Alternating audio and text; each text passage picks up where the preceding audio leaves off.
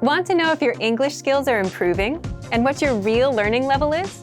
Get your language skills assessed with our free level assessment test. Just click the link in the description and sign up for a free lifetime account to get assessed. Hi everybody, my name is Alisha. Welcome back to Top Words. In this lesson, we're going to look at the top 20 useful phrases for small talk. Before we get started, a quick note, you can find for free from the link below this video in the YouTube description a bunch of PDF conversation and phrase cheat sheets. So if you want to work on building your vocabulary or building your everyday phrase knowledge, you should check these out. I think this survival phrases one is a pretty good one for today's lesson. You can use these expressions around your town throughout the day. And of course, there are many other topics to look at too. So don't forget to check these out. You can find this from the link below the video on YouTube. Okay, let's get on with the video. You look great. You look great.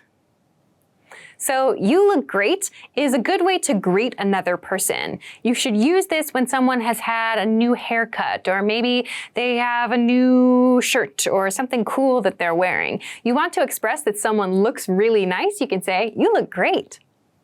Next is, how are things? How are things? So how are things is like a more casual way of saying, how are you? How are things means like, how are things in your life? Things here means everything, your job, your work, whatever, your school, your relationships, your family. How are things in general? Okay, let's go to the next phrase. What a coincidence. What a coincidence. What a coincidence is used to express surprise. So this word is spelled kind of strangely. It's pronounced coincidence, coincidence.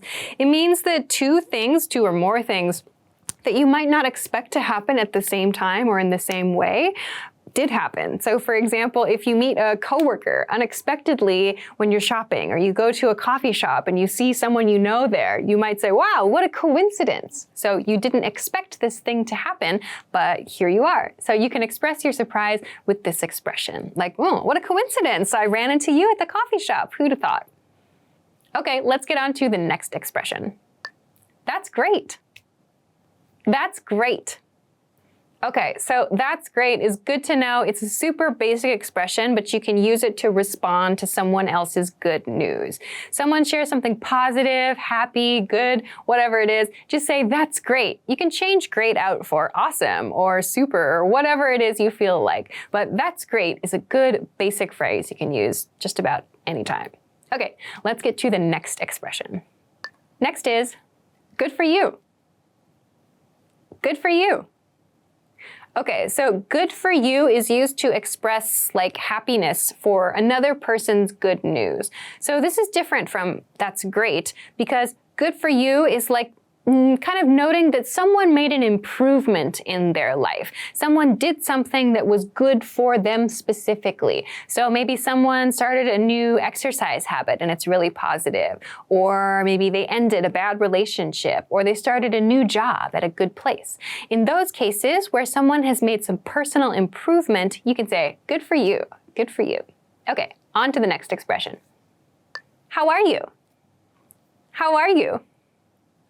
So how are you is a super basic greeting. You can use it with anybody in your life, really. How are you is generally not replied to seriously. We usually just say, I'm good, I'm fine, I'm okay, how are you? So you don't really need to take this expression too seriously, but just say, how are you, to show you're thinking of the other person. Okay, on to the next expression. Next is everything going fine? Is everything going fine? So this expression, and one that I personally would use, I would probably say, is everything going okay? Is used if maybe you think the other person might be struggling with something, or they might have some kind of challenge or maybe some kind of problem. It's kind of used to say, like, do you want to talk about something or do you want to discuss something? You could use it if you're concerned. You can also just use it as like an everyday greeting, like, hey, how are you? Is everything going okay? So just to show that you're thinking of the other person's life. But yeah, if you use a more concerned tone with this, like, is everything going okay? You can show that you've maybe noticed something about the other person too. And you might want to show it's okay to talk about it. So Depending on your intonation, you can communicate some different ideas with this expression. All right, on to the next one. You won't believe this. You won't believe this. Okay, you won't believe this is used before you share like some kind of surprising information or exciting information.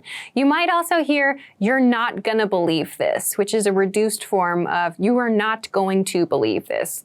You won't believe this, but is very common. So it's like saying, I have something so surprising that you probably will not believe the information, but here it is. So you can share something surprising or exciting with this phrase. Okay, onward. Next is, I haven't seen you for ages. I haven't seen you for ages. Okay, so use this expression instead of long time no see, or you can use them together, like long time no see, I haven't seen you for ages. So an age is a very long time, the word age. So ages is therefore a very, very long time, multiple ages. So when you say I haven't seen you for ages, it means I haven't seen you in a very long time. You use this as a greeting. As I said, hey, long time no see, I haven't seen you in ages, how have you been? For example. Okay, next expression. The next expression is, that's terrible. That's terrible. Okay, so when someone shares bad news, something bad that happened to them, you should respond with something that shows you understand their point of view. Say, that's terrible, or that's awful, or that's too bad. So terrible means very bad. So if you want to sound like, really caring about something bad that happened to another person, use this expression. You lost your job? Oh, that's terrible. I'm so sorry to hear that. Okay, on to the next expression. I'd better let you go. I'd better let you go. Okay, I'd better let you go. This is the reduced form of I had better let you go. We use this when we're talking to someone on the phone or maybe when we're having an in-person conversation in the office. To let someone go means like to release them from something. In this case, to release them from a conversation. So when you say, I'd better let you go, it's showing, I think you're busy. It's showing the other person you understand they're busy and they have something to do. So if you're talking to a busy person and you realize, oh my gosh, we talked for so long, we've been talking for a long time, you can say, sorry, I'd better let you go, meaning I recognize you're a busy person and you need to do other things. So use this to end a conversation quickly. Of course, you can also use this to escape a conversation you are ready to be finished with. Okay, let's go to the next expression. Next is, did you catch the news today? Did you catch the news today?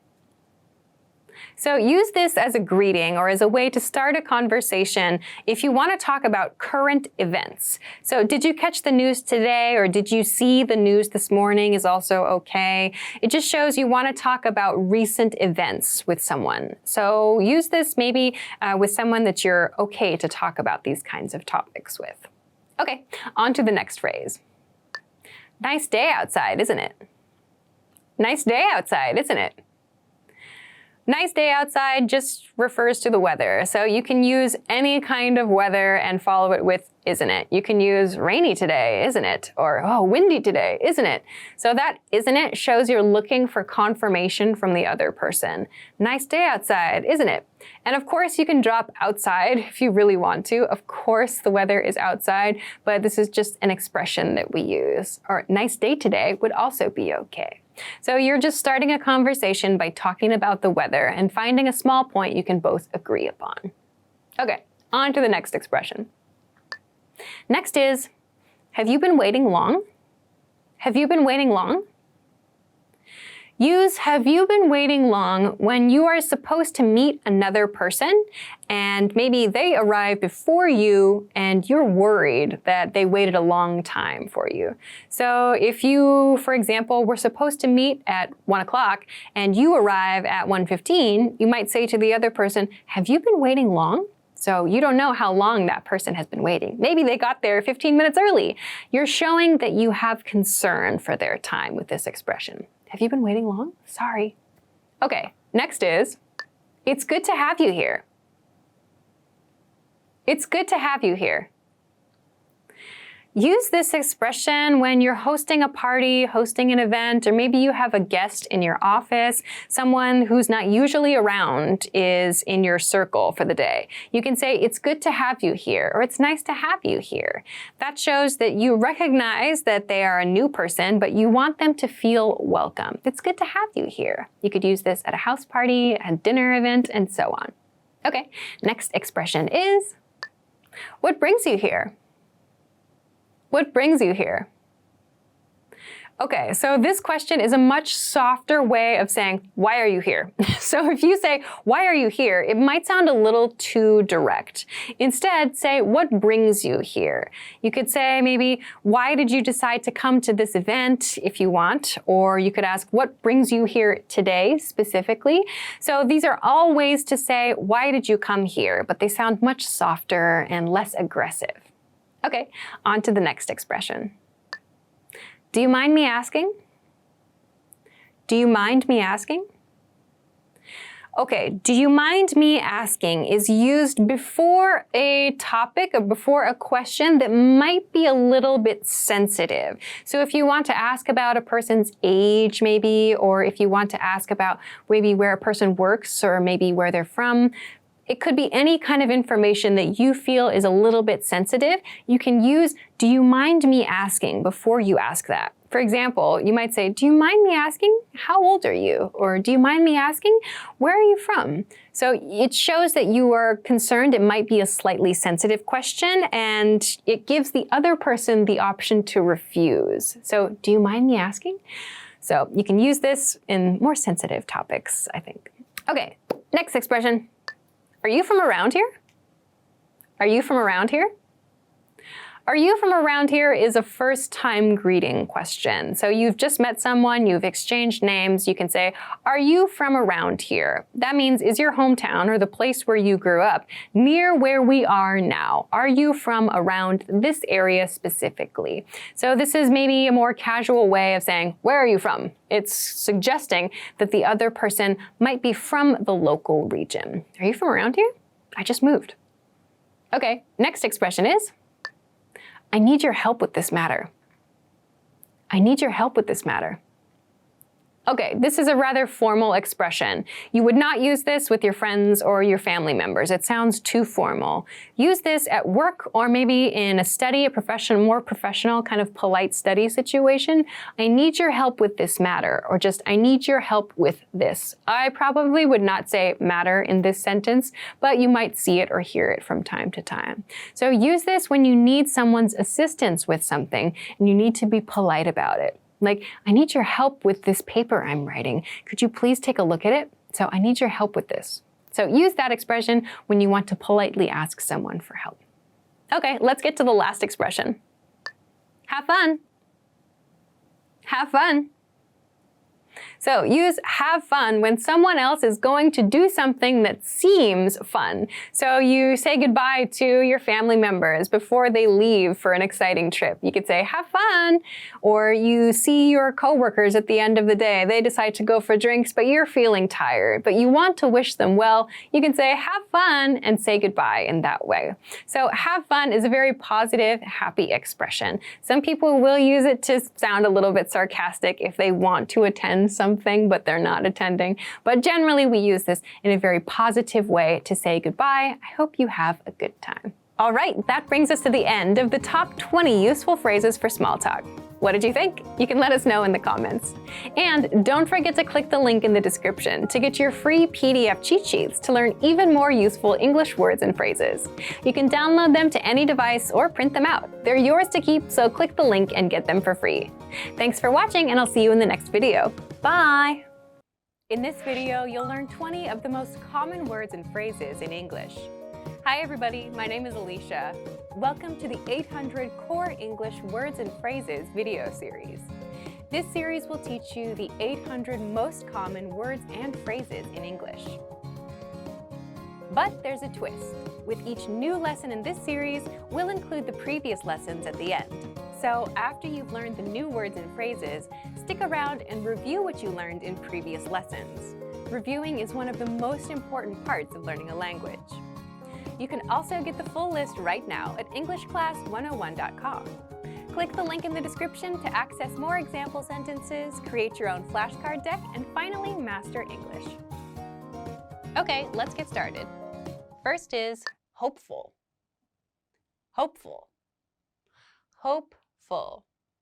Hopeful describes the feeling that you have when you have a very positive expectation of something. I'm hopeful that my next summer vacation will be very good. I'm hopeful that my next summer vacation will be very good. I am hopeful that my next summer vacation will be very good. Deep.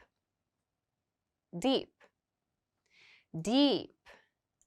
Deep refers to something that is far below the surface of something else, like with water or maybe with caves as well. This pool is too deep for me. This pool is too deep for me.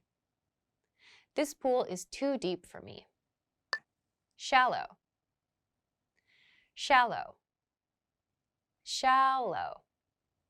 Shallow is the opposite of deep. It refers to something that's very close to the surface of something else. Don't worry, the water is very shallow here. Don't worry, the water is very shallow here.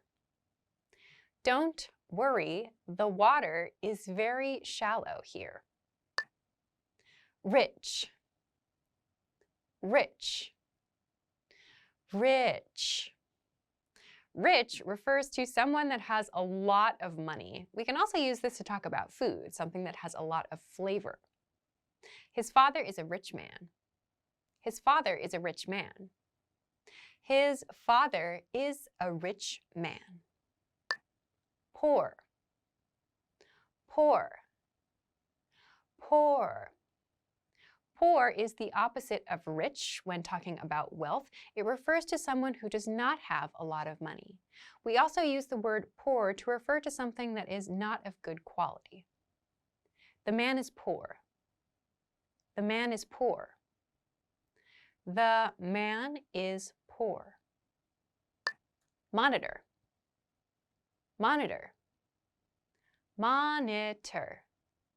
A monitor is a screen that you use to look at information. If you have a computer at home, you probably have a monitor. This monitor is broken. This monitor is broken. This monitor is broken. Keyboard. Keyboard. Keyboard. A keyboard is the device that you use to type letters, to type words in your computer. This computer doesn't have a keyboard. This computer doesn't have a keyboard. This computer doesn't have a keyboard. Headphones. Headphones. Headphones. Headphones are the devices that you use to listen to music. You can put them on your ears or in your ears. The girl is listening to music with headphones. The girl is listening to music with headphones. The girl is listening to music with headphones. Hiccup. Hiccup. Hiccup. A hiccup is something that happens in your body. It's like when air gets caught in your chest. It often happens many times in a row and can be very uncomfortable. When you have to hiccup, it's hard to talk. When you have to hiccup, it is hard to talk. When you have to hiccup, it is hard to talk. Blueberry. Blueberry. Blueberry.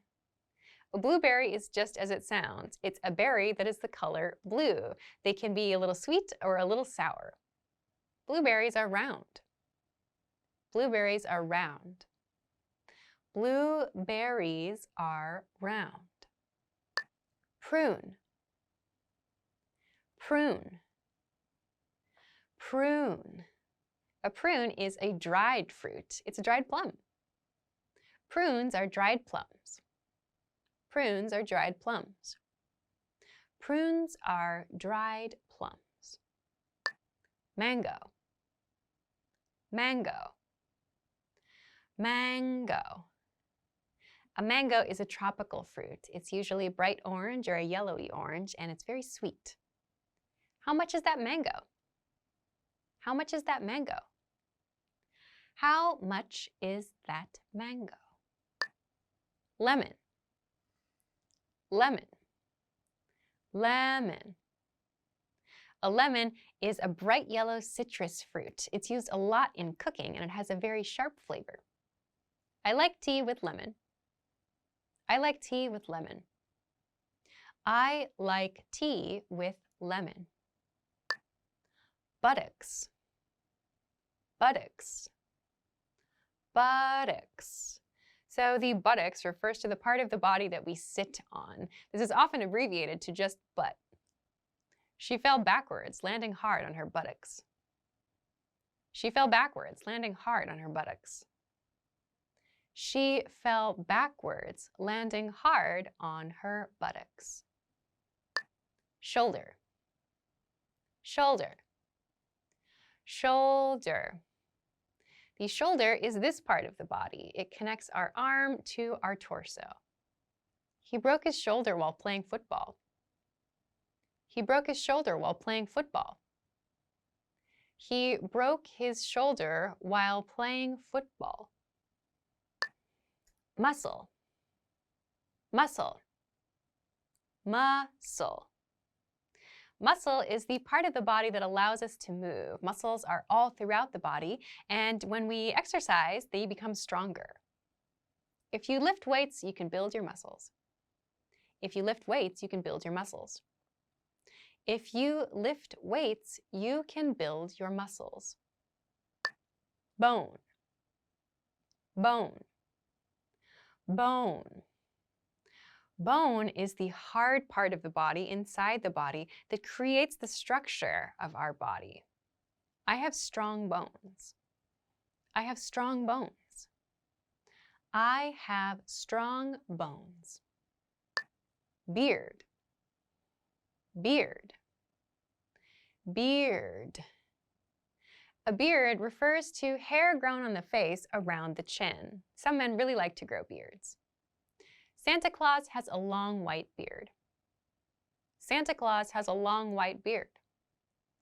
Santa Claus has a long white beard. Sweet potato, sweet potato, sweet potato. A sweet potato is as it sounds. It's a type of potato that is very sweet. You might eat these in cold weather in particular. Today I had sweet potatoes for breakfast. Today I had sweet potatoes for breakfast. Today I had sweet potatoes for breakfast. Mushroom, mushroom, mushroom. A mushroom is a fungus that you can eat. There are many different kinds of mushrooms, and they lend interesting flavors to many dishes. I love eating mushrooms. I love eating mushrooms. I love eating mushrooms. Well done! In this lesson, you expanded your vocabulary and learned 20 new useful words. And with this lesson, you've learned the 800 most common words in English. You've completed the series. Great job! Stick around to review all the words from the series one more time at the end of this video. Click the link in the description and sign up for free at EnglishClass101.com to get access to the full list of vocabulary you need for daily life conversations. You'll also get example sentences, custom flashcard decks, and more learning resources. Thanks so much for watching this series. We'll see you again in another video. Bye! Did you take your free level assessment yet? Here's an extra bonus resource you'll get when you take the assessment. When you receive your result and learning level, you also unlock a free language course for your specific level, so you can start learning and level up your language skills.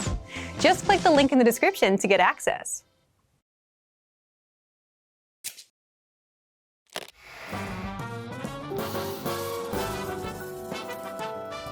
Welcome to EnglishClass101.com's English in 3 minutes, the fastest, easiest, and most fun way to learn English. Hey everyone, I'm Alisha. This series explains some easy ways to ask and answer common questions in English It's really useful and it only takes 3 minutes. In this lesson, you're going to learn some different ways people will ask you, "Where are you from?" First, though, "Where are you from?" can mean many things. It can mean, "What city are you from?" or "What state are you from?" In fact, Americans ask this question to each other all the time to learn what part of America the other person comes from. Of course, though, it can also mean, "What country are you from?" If you want to answer this question, there are 2 ways to do it. You can say, "I'm" plus your nationality, as in, "I'm Japanese," or "I'm Brazilian." Or you can say, "I'm from" plus the country you are from, as in, "I'm from Italy," or "I'm from Thailand." If you're from a really famous city or place, you can say that too. For example, "I'm from Beijing," or "I'm from New Delhi." Many times, though, Americans won't ask, "What country are you from?" or even, "Where are you from?" In many casual situations, they will say it in a simpler way. "Where are you from?" This is just like, "Where are you from?" but they take out the "are." Where are you from? You can use this too in casual situations. Of course, in the United States, as in other parts of the world, people may be a little more indirect because they want to be polite. To do this, they might ask you if you are from the place where they meet you.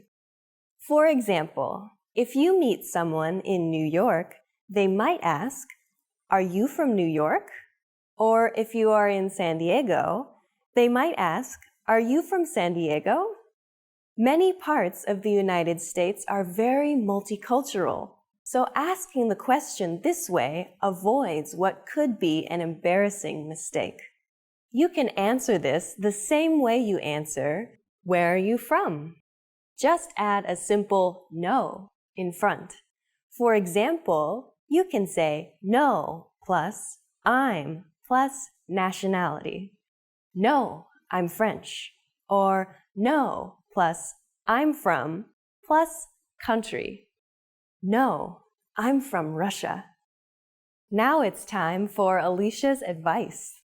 Since the United States is very large, people you meet may take great pride in the place or region they come from. If you ask someone about where they're from, they may respond by saying something like West Coast, or the East Coast, or California, or the South, or the Midwest. If they answer in this way, it usually means they are interested in talking more about their region and how it differs from others. In this lesson, we learned some different ways to ask, "Where are you from?" Do you know what to ask when you don't know someone's name? Of course you do. But what do you say when you have forgotten someone's name? Find out next time in the 5th English in 3 Minutes lesson. See you next time.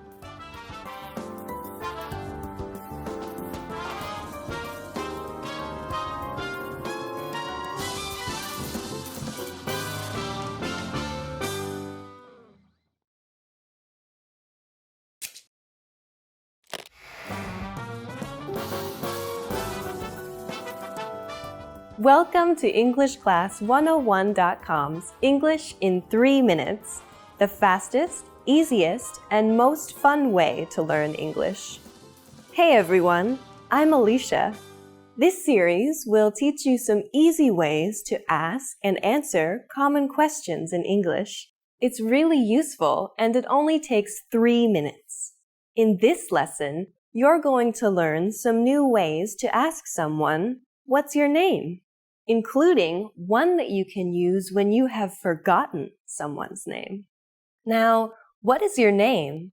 was probably one of the first questions you learned when you started studying English.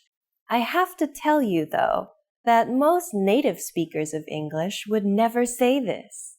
In English, just like in other languages, it is often more polite to be a little indirect. Of course, the easiest way to avoid asking the question directly is to not ask at all. Just introduce yourself, and most people will respond by doing the same. When introducing yourself, simple is nearly always best. Just say, "Hi, I'm Alisha." To show that you want to know the other person's name, just add "and you" at the end. "Hi, I'm Alisha. And you?" "Hi, I'm Alisha. And you?" Just like before, take out my name, Alisha, and put your name in its place. After you say this, the other person will tell you his or her name. Okay, now let's talk about an embarrassing situation that happens to everybody. You have already met this person once before, but you have forgotten their name. The most polite thing to do in this situation is to apologize and ask again. There's a simple way to do this that's also polite. "I'm sorry, what was your name again?" "I'm sorry, what was your name again?" This sentence is very similar to "What's your name?" but it has 3 important differences. First, we say, "I'm sorry." A small apology can go a long way. After that, we say, "What was your name?" This is just like, "What is your name?" But instead of is, we use the past tense was. This is really important as it tells the other person that you remember meeting them. You haven't forgotten him or her. You have just forgotten the name. This little word makes all the difference. "I'm sorry, what was your name?" Finally, we add again to the end. This is another hint that tells the other person that you remember learning his or her name before, but you just can't recall it right now. "I'm sorry, what was your name again?" This phrase is appropriate for both formal and informal situations. Now it's time for Alisha's advice. In the United States, it's normal to address people by name in conversation more than once. In both formal and informal situations, it's a way to show respect or interest in the other person and can help you make friends. It is also a great way to practice someone's name so you don't forget it. If you are talking to someone named Anne, for example, instead of just, "What do you do for fun?" you could say, "Anne, what do you do for fun?" You can also put the name at the end of the sentence. "What do you do for fun, Anne?" You don't want to say the person's name too often or it will sound a little strange. But if you practice someone's name like this, you won't forget it. And people love to hear their own name. In this lesson, we learned what to say when we forget someone's name. In the next lesson, you'll learn what to say when you want to get in touch with someone, whether by telephone, email, or even newer ways to communicate. What's your favorite? Let us know in the comments and join us next time for the 6th English in 3 minutes lesson. See you next time.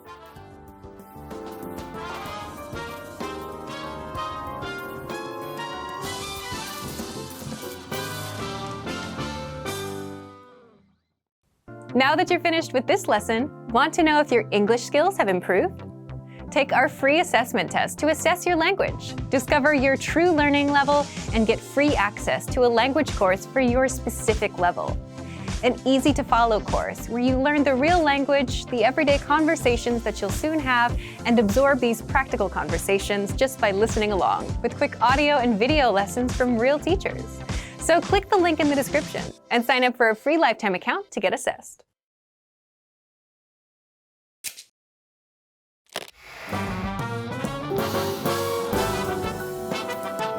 Welcome to EnglishClass101.com's English in 3 minutes, the fastest, easiest, and most fun way to learn English. Hey everyone, I'm Alisha. In this series, we're going to learn some easy ways to ask and answer common questions in English. It's really useful and it only takes 3 minutes. In this lesson, You're going to learn how to ask what someone's job is in natural English. Of course, you can just say, "What is your job?" This is correct English, but it sounds too direct and awkward. Native English speakers almost never say this in a social situation. Instead, they use a different question. But before we master that, we need to compare it to a very similar question. What are you doing? I'm presenting a video about English. What do you do? I'm an English teacher. Do you see the difference? These two questions, what are you doing and what do you do, sound similar but mean different things. The first one is asking what you are doing right now, this minute. You answer it using an ing verb. What are you doing?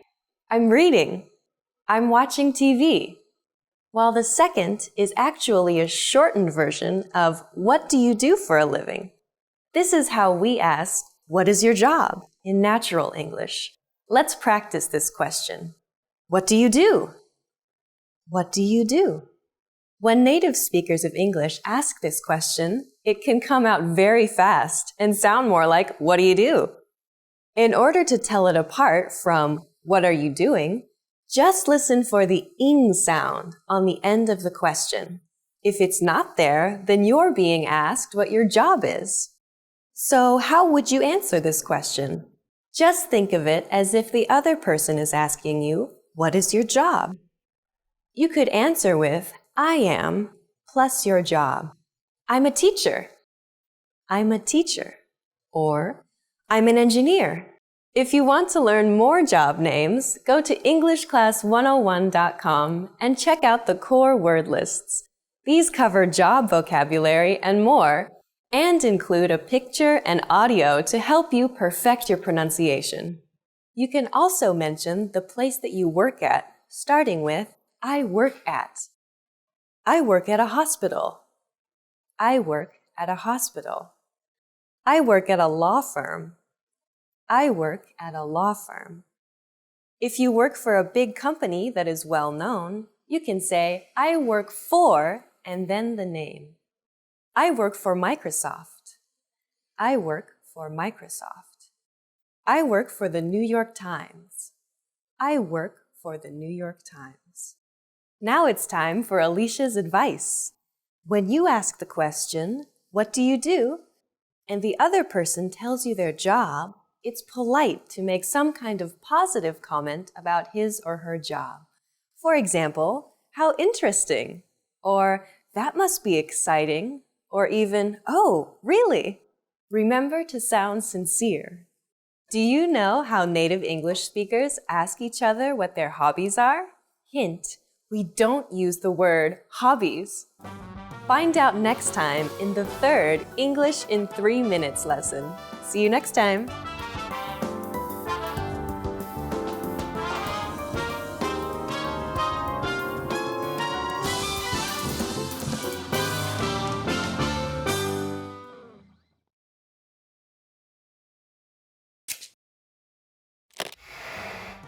Imagine you're on a plane. There's someone next to you. What do you say? Hi, Alisha here. Introducing yourself in English is easy.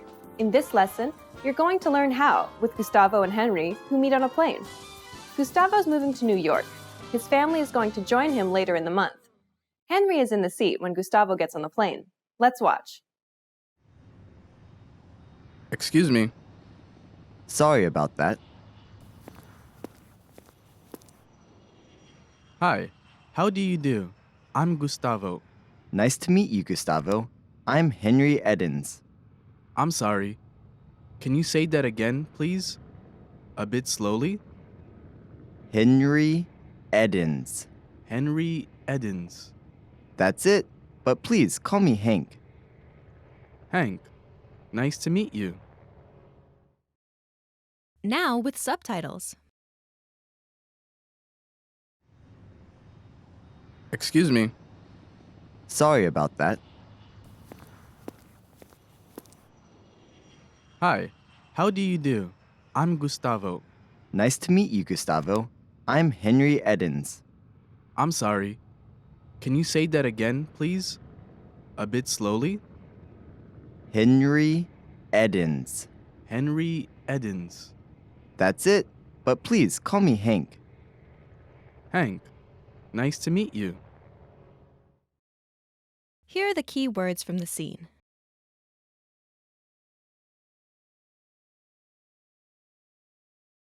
Hi, Hi.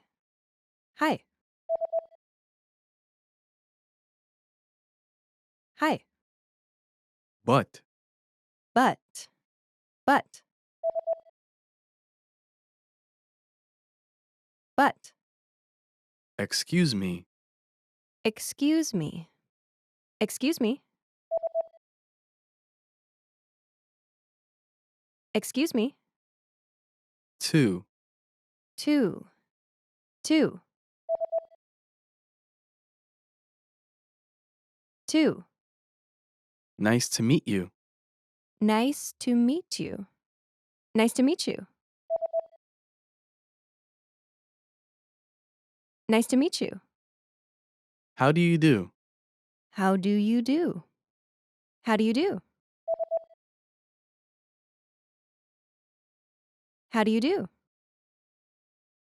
Here are the key phrases from the scene. How did Henry apologize when he realized he was in Gustavo's way? Sorry about that. Sorry about that. In general, this expression, when used to respond to excuse me, shows a friendly willingness to help the other person. In this case, Henry wanted to show he was happy to move out of Gustavo's way. You can also use it to apologize for a small mistake, like bumping into someone on the street or blocking someone's way in the aisle of a supermarket. Now you try. Say Henry's line after Gustavo speaks. Excuse me.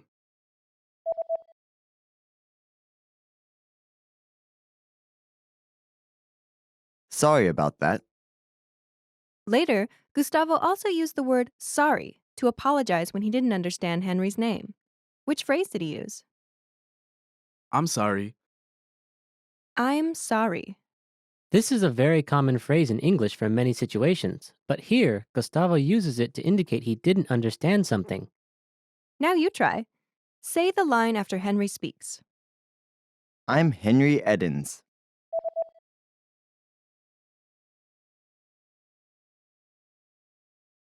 I'm sorry. Because Gustavo did not understand something, he asked Henry to repeat what he said. To do this, what polite question did he use? Can you say that again, please? Can you say that again, please? In response, English speakers will usually repeat what they have said and will use the same words. Now you try. Ask the question after Gustavo says, I'm sorry. I'm sorry.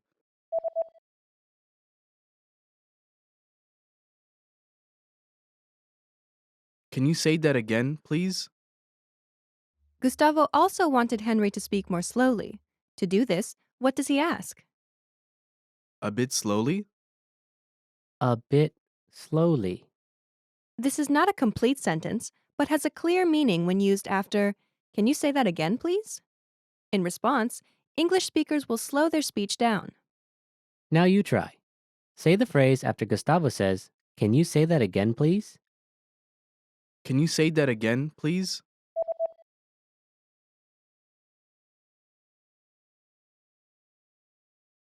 A bit slowly? After Gustavo said Henry's name, Henry confirmed he said it correctly. How did he do that?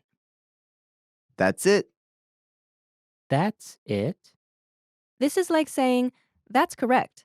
But since the situation was friendly, "That's it" sounded more natural. Now you try. Say the phrase after Gustavo says Henry's name correctly. Henry Edens.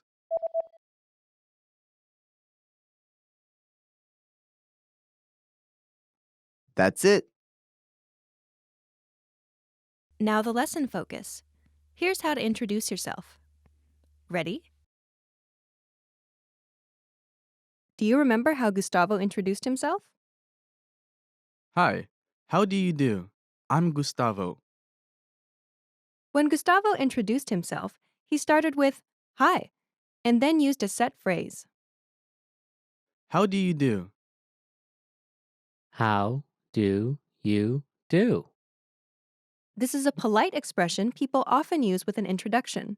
It sounds like a question, but it has no particular meaning, and there's no expectation the other person will try to answer it. Next, he says, I'm Gustavo. the first part of this sentence is a contraction of two words, I and am. The am here functions like an equal sign in math. I'm. I'm The next word in the sentence is a name. Gustavo. Together it's. I'm Gustavo. The structure of the pattern is Hi, how do you do? I'm plus. your name. Now you try. Imagine your name is John. Say, hi, how do you do? I'm John.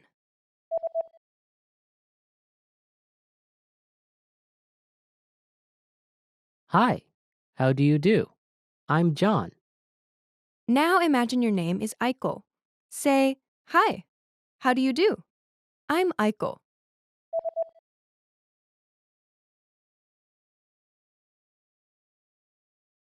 Hi, how do you do? I'm Aiko. Now use your name.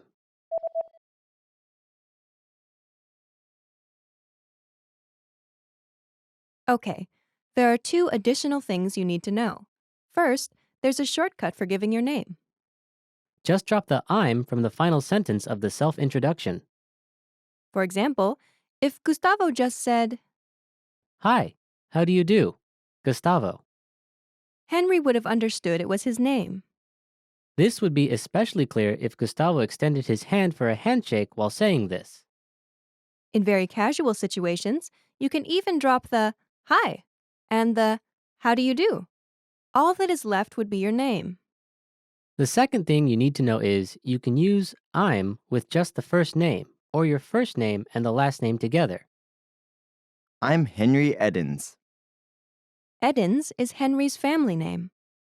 Using both your first name and your last name is a little more formal. It also gives you less privacy. For example, if people know both your first and last name, they can find you on the internet more easily. So it may be more common for strangers to say just their first name than people meeting in a more friendly environment. Next, you'll learn how to tell people to call you by a nickname, just like Henry did in the scene. But please call me Hank. But please, call me Hank. The first word in the sentence is. But This word is not necessary, but it makes the transition to the rest of the sentence smoother. Henry uses this to introduce a new piece of information. And this information changes something about what he said before, but makes this clear. The next word introduces a polite request. Please. Please. Next is a request to use a certain name. Call. Call. After this is the word Me. me. Last is a common nickname for men named Henry. Hank. Hank. Please call me Hank. The sentence structure is Please, call me. plus. Your nickname. Now you try. Imagine your nickname is Matt. Say, please call me Matt.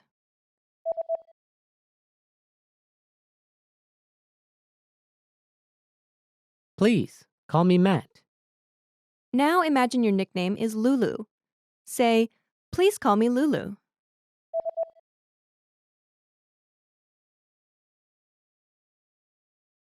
Please, call me Lulu. Now use your own nickname. Say, please call me, and then use your nickname.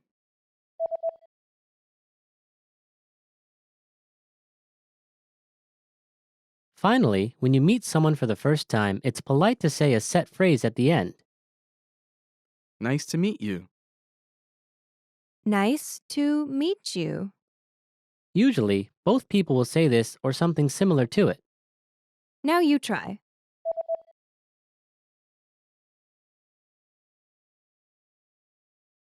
Nice to meet you. Now it's time to practice your new ability. Let's practice.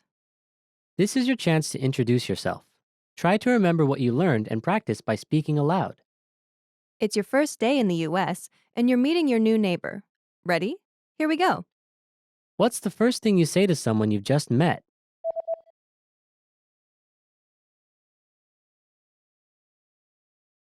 Hi, how do you do? How do you tell someone your name?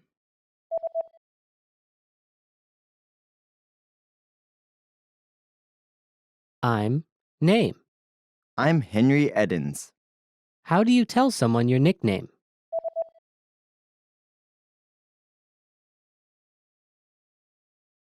Please call me your nickname. Please call me Hank. What's the last thing you say to someone you've just met?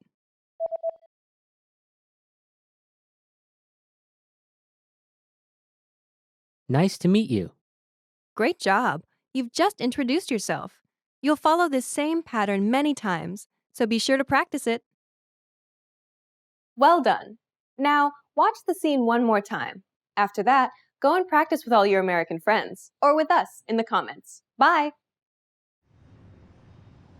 Excuse me. Sorry about that. Hi, how do you do? I'm Gustavo. Nice to meet you, Gustavo. I'm Henry Edens. I'm sorry. Can you say that again, please? A bit slowly? Henry Edens. Henry Edens. That's it. But please call me Hank. Hank, nice to meet you.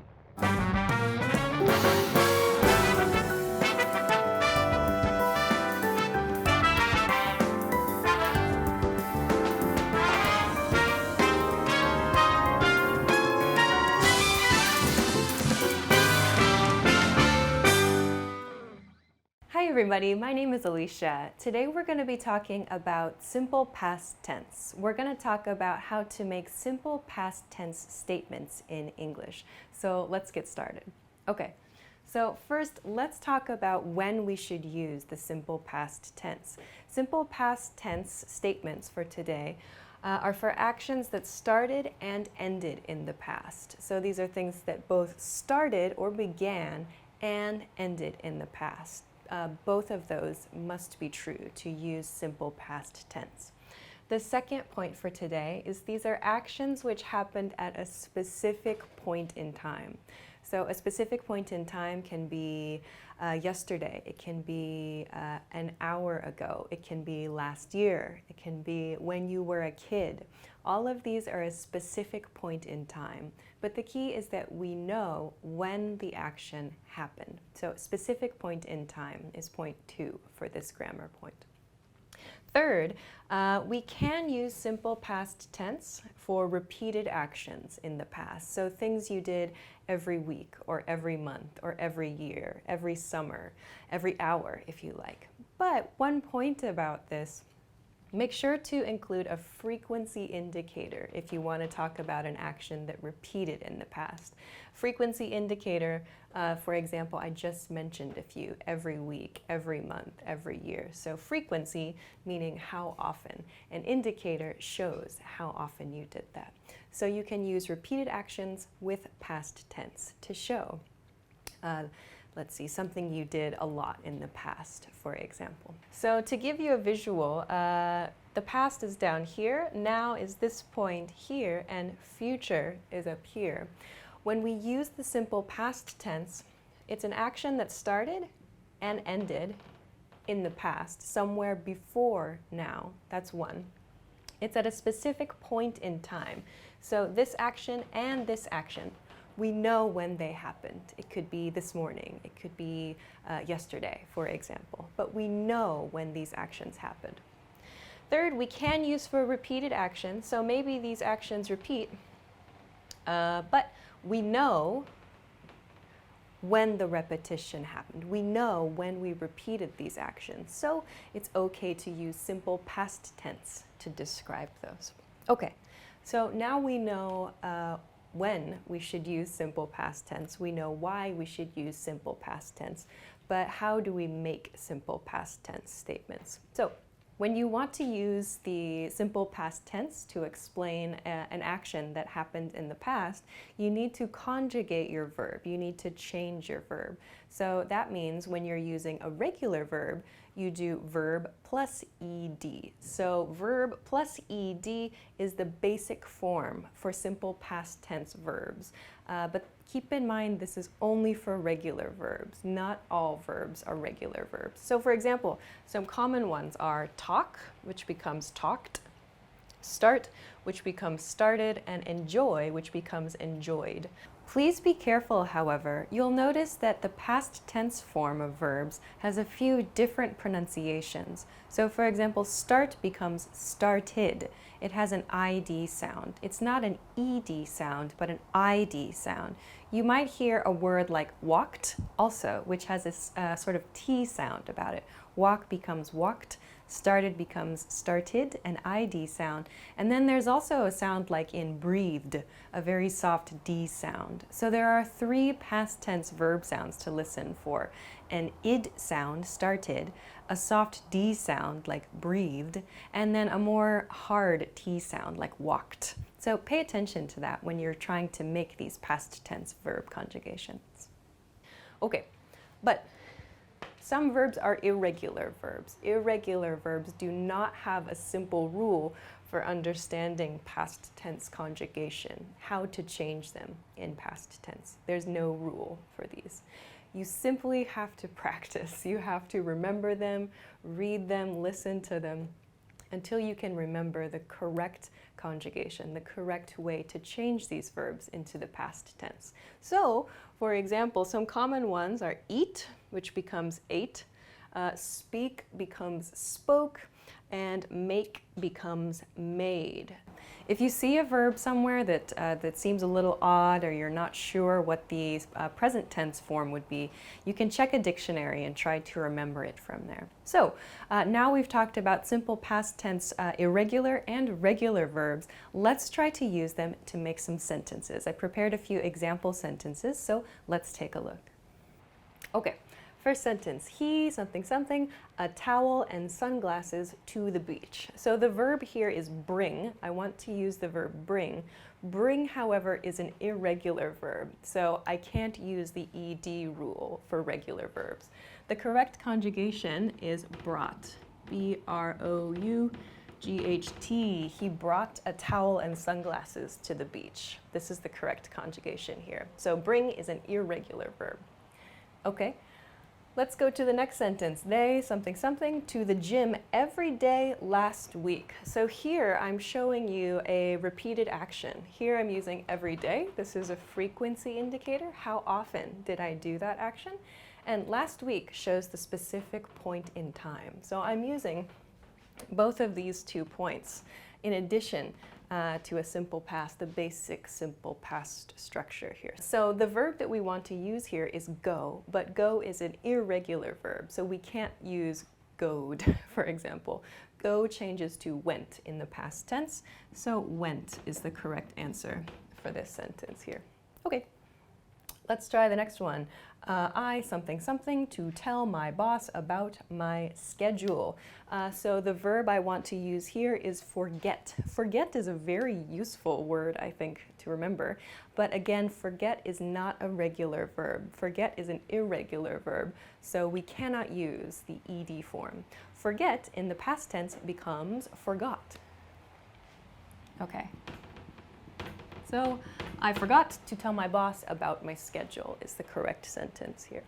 All right, let's go to something a little bit different. Here's a negative sentence. I don't think they, something, something, a reservation at the restaurant. Okay, so here I'm using a phrase. I want to use the phrase make a reservation, to make a reservation. So the verb here is make. This was one of my example verbs for the irregular form. So make becomes made. I don't think they made a reservation at the restaurant is the correct verb form to use here. All right.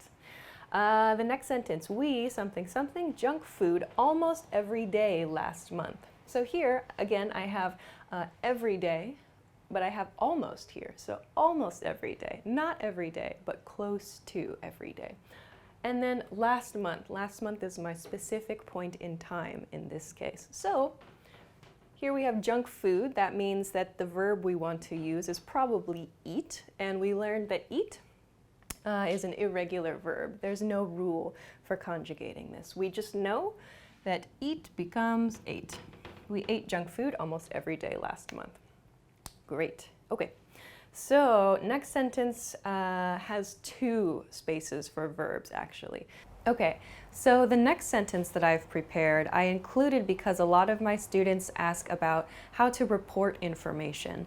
When you want to report information, share something that you heard from a friend, a past tense action, you need to conjugate the reporting verb. For example, say becomes said, or hear becomes heard. You need to conjugate this verb, and you need to conjugate the information that you heard. So there are 2 past tense conjugations that should happen when you report information. Let's take a look. So here we have she something something, she something something, a great time at the party. So here, she blah blah blah, a great time at the party. So we use the expression to have a great time, to have a great time. Again, have is an irregular verb, so we conjugate it to had. She had a great time at the party. Okay. But then to report your speech, so someone gave you information, past tense, give becomes gave you information. So the verb for giving information, a neutral way to pass information is say. So to conjugate say into the past tense, it's an irregular verb, so we use said. Say becomes said. So she said she had a great time at the party. Okay. Please be careful of your pronunciation with the word said. A lot of people I've heard use said. Said is not correct, so please use said. It sounds like S-E-D, the pronunciation, but it's said. S-A-I-D is the spelling. Say becomes said. She said she had a great time at the party. Okay, so last one. Okay, so the last example sentence for today includes spaces for a few different verbs. I included this because I wanted to show you that you can use a lot of different information in one sentence just by connecting your past tense verbs together. So let's take a look.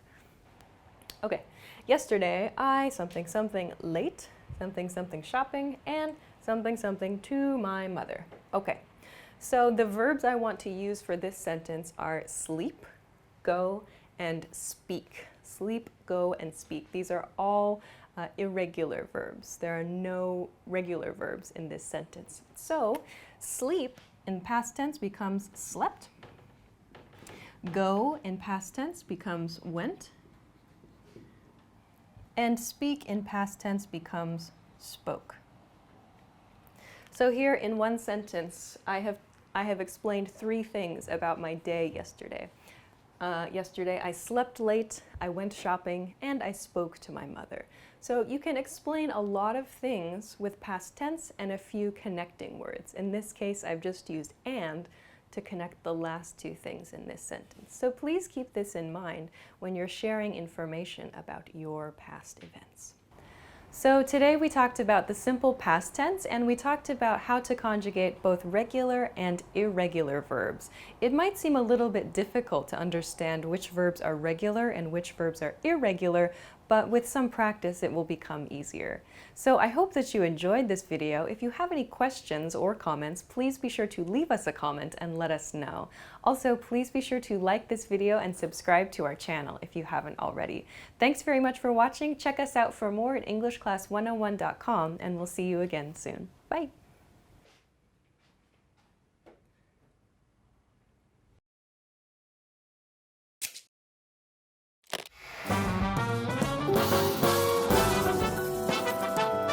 Welcome to EnglishClass101.com's English in 3 minutes, the fastest, easiest, and most fun way to learn English. Hey everyone, Alisha here. In this series, we're going to learn some easy ways to ask and answer common questions in English. It's really useful and it only takes 3 minutes. In this lesson, you're going to learn how to ask what someone's hobbies are without using the word hobbies. You've probably seen the question, "Do you have any hobbies?"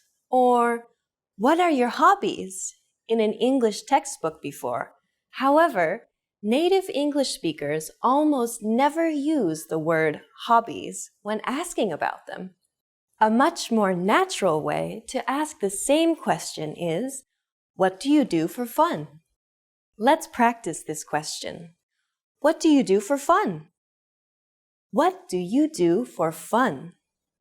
You can also ask, what do you do in your free time? What do you do in your free time? So how would you answer this question? Let's look at how native speakers would do it. The easiest way is to say, I like to, or just, I like, followed by what you like to do. For example, if you like watching movies, you could say, I like to watch movies, or I like watching movies. I like to watch movies, or I like watching movies. And if you like golf, you could say, I like to play golf, or I like playing golf. I like to play golf, or I like playing golf. You can emphasize how much you like your hobby by adding a word like really in front of like. For example, I really like watching movies. On the other hand, if you want to play down how much you like something, you can say kind of. For example, I kind of like playing tennis. Now it's time for Alisha's advice. If you don't have any special hobbies or don't want to be specific, a good way to reply is, I like hanging out with my friends and stuff like that. I like hanging out with my friends and stuff like that. Just use I like and add hanging out with my friends and then add and stuff like that. How do you answer the question, where are you from? It doesn't even have a verb. We'll cover this and more in the next English in 3 minutes lesson. See you next time.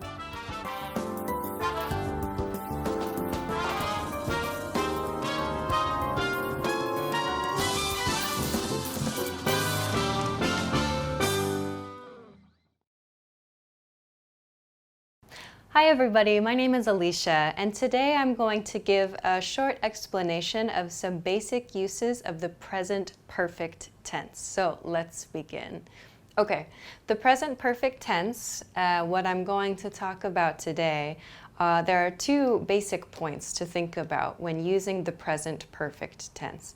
We use the present perfect tense first, number one, to express a life experience. So this can be a life experience you have had or a life experience you have never had.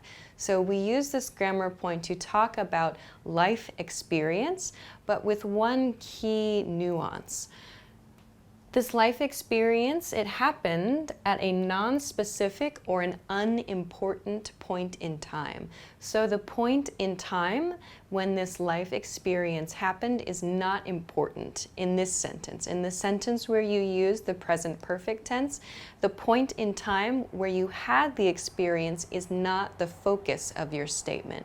The focus of your statement is just the life experience. So to give a visualization of this, on a timeline with past, present, and future, the present perfect tense is used to express a life experience at a non-specific point in time, meaning we use it for some experience you had at some point before the present, some point before the current conversation.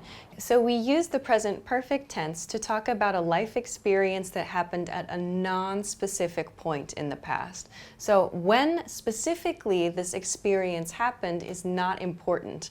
This grammar point allows us to simply say that we have or have not had an experience. So this is the first grammar point about the present perfect tense, the simple use of the present perfect tense. The next point I want to talk about, though, is this second point, number 2 here. We use the present perfect tense to talk about an action that started in the past and continues to the present. The effect of an action that started in the past continues to the present. So this is a grammar point that's slightly different from number 1 that I talked about. So the image here is an action that started at some point in the past. It began at some point in the past, and it continues to the present. Or the effects of that action continue to the present.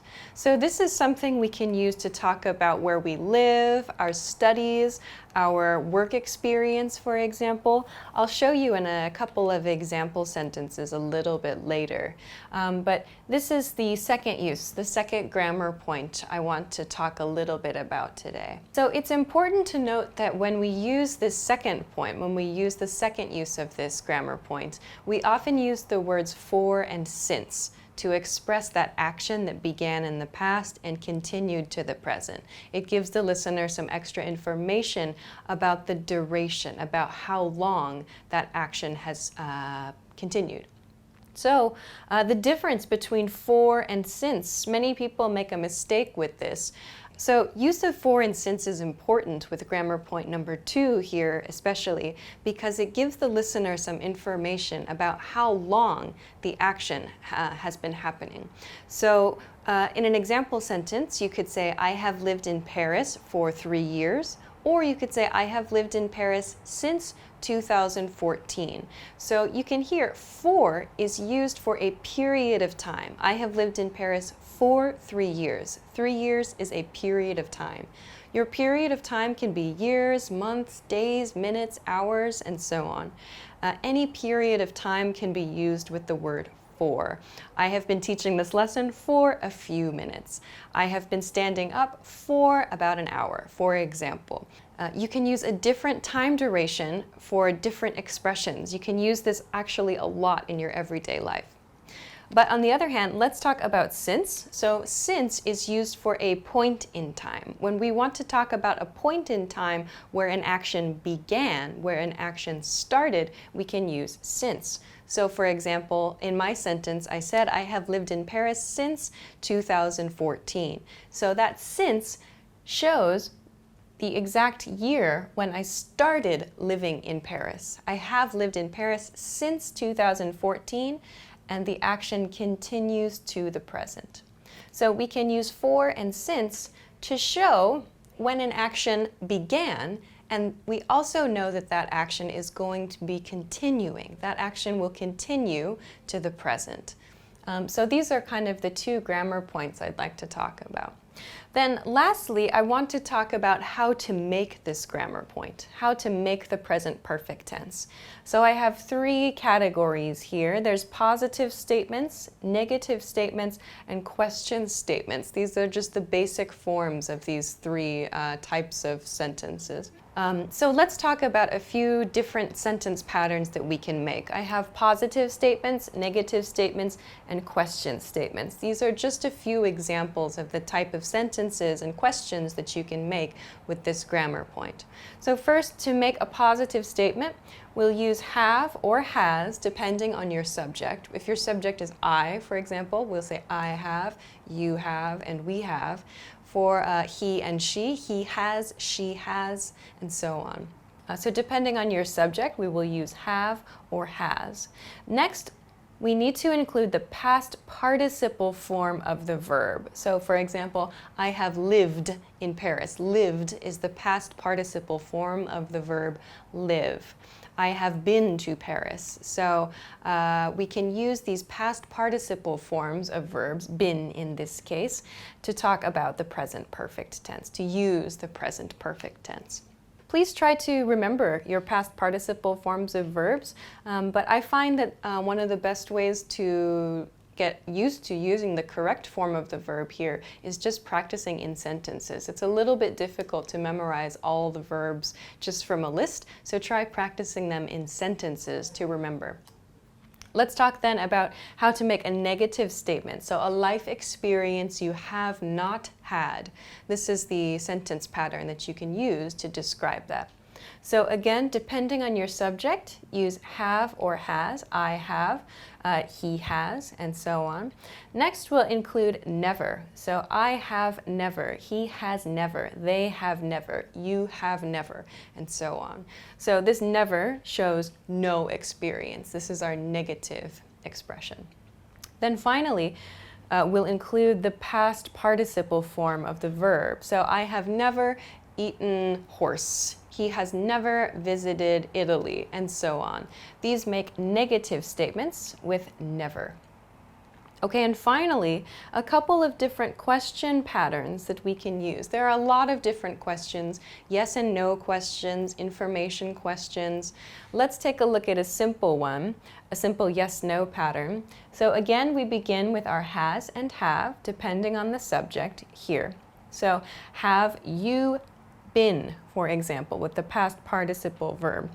Has she seen, and so on. So again, we need to use this past participle form of the verb when making our questions. You might have heard people use ever. I have here at the bottom this ever in this sentence style. Have you ever been to France? Have you ever eaten something? This ever, the nuance of this ever is in your whole life experience. So ever kind of amplifies, ever emphasizes the importance of your life experience. In your entire life, have you had the experience of something? This ever emphasizes your entire life's experience. If you say, for example, have you seen that movie? It sounds like maybe it's a recent movie. But if you say, have you ever seen such and such movie? It sounds like maybe the movie is a little bit older. So especially in cases where you'd like to emphasize something that's not so recent, you might consider using ever in your questions. Have you ever been to a different country? Have you ever studied something else? So using ever shows that maybe you're thinking about something a little bit further back, a little bit more in the past in someone's life. Okay, so now that we know this, let's take a look at a few example sentences that I've prepared. So first, I have they, something, something, in Germany. So here I want to use the verb live, live. So the past participle form of the verb live is lived, and my subject here is they. So I need to use they have lived in Germany. This is a very, very simple sentence. They have lived in Germany. I'm using this simple structure, this simple grammar point number 1, which we talked about. So this is just a life experience. When did they live in Germany? We don't know, but it's just the experience that we want to focus on in this sentence. I could change the sentence to say, they have lived in Germany since 1999. In that case, it means they live in Germany now also. However, if they do not live in Germany, they only want to express their life experience of living in Germany, they could say, they have lived in Germany. They have lived in Germany only, that sentence. So please be careful. They have lived in Germany since 1999 shows they still live in Germany. Saying they have lived in Germany shows only a life experience. If you'd like to give more information about where they live now, do it in the next sentence. They have lived in Germany, but they travel around a lot, and now they're living in Paris, for example. So using the present progressive tense to give some more information in the next sentence. Okay, so here we see grammar point number 1 is being used in this first sentence. Let's take a look here at a negative sentence. I something something, never something something to Italy here. We have the subject I here. We know that it's a negative sentence because it's never, so we need to use I have never. And then if I want to use the verb be, if I want to use the verb be, the past participle form of the verb be is been. I have never been to Italy. is the correct sentence here. So I'm expressing no experience in my life. I have never been to Italy, meaning, as we talked about with grammar point number 1, in my whole life, I have not had an experience. So there's no time point being used here. I have never had the experience of going to Italy. Okay. Now, let's talk about the next example sentence. She something something something the test 3 times. So here I want to use the verb take. So to take a test. Take is going to be the verb for this sentence. So here my subject is she, and I know this is a positive sentence, a positive statement. So I'm going to use has, she has, and take, the past participle form of the verb take, is taken. She has taken the test 3 times. So this sentence shows in her life experience, at 3 times, 3 points in her life, she has taken the test. So we don't know when she took the test, but we know she has taken the test 3 times at some point in the past. This is what this sentence teaches us. We don't know when, just that she has taken the test 3 times. Okay. Next, let's look at this sentence. Maybe a very useful sentence for some people who are watching this video on this channel. So this is I something something English for 2 years. Okay, so there's a big hint word here. I have the word for included in this sentence. Remember, we use for to talk about a time period, So that connects to grammar point 2, which we talked about over here. So remember, with grammar point number 2, for present perfect tense, we're showing an action that started in the past and continues to the present. Okay, so the verb I want to use here is study, study. So my subject is I, so I need to use have in this case, and the past participle form of study is studied. So I have studied English for 2 years. This shows us a length of time, a period of time, a duration for your studies. It shows your studies are continuing. You are still studying English. 2 years ago, you started, and you have continued since that time. You have continued studying for 2 years. So this sentence shows us that you have studied English and how long you have studied English. Lots of information here. Okay, let's talk about the next sentence, a question sentence now. Okay, so here my subject, I have he is here. So I know that because the subject of the sentence is he, I need to begin my question with has. Has he something something? So here I want to use the verb take. Take out the trash is sort of a set phrase. So the past participle form of take is taken. Has he taken out the trash?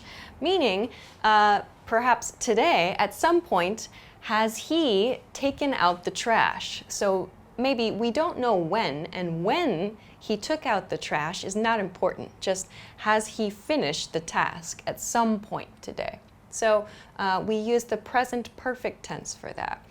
So we can use the simple past sentence, did he take out the trash? But the reason that it sounds a little bit more natural to say, has he taken out the trash, is because of this point we talked about here, the effects of that action.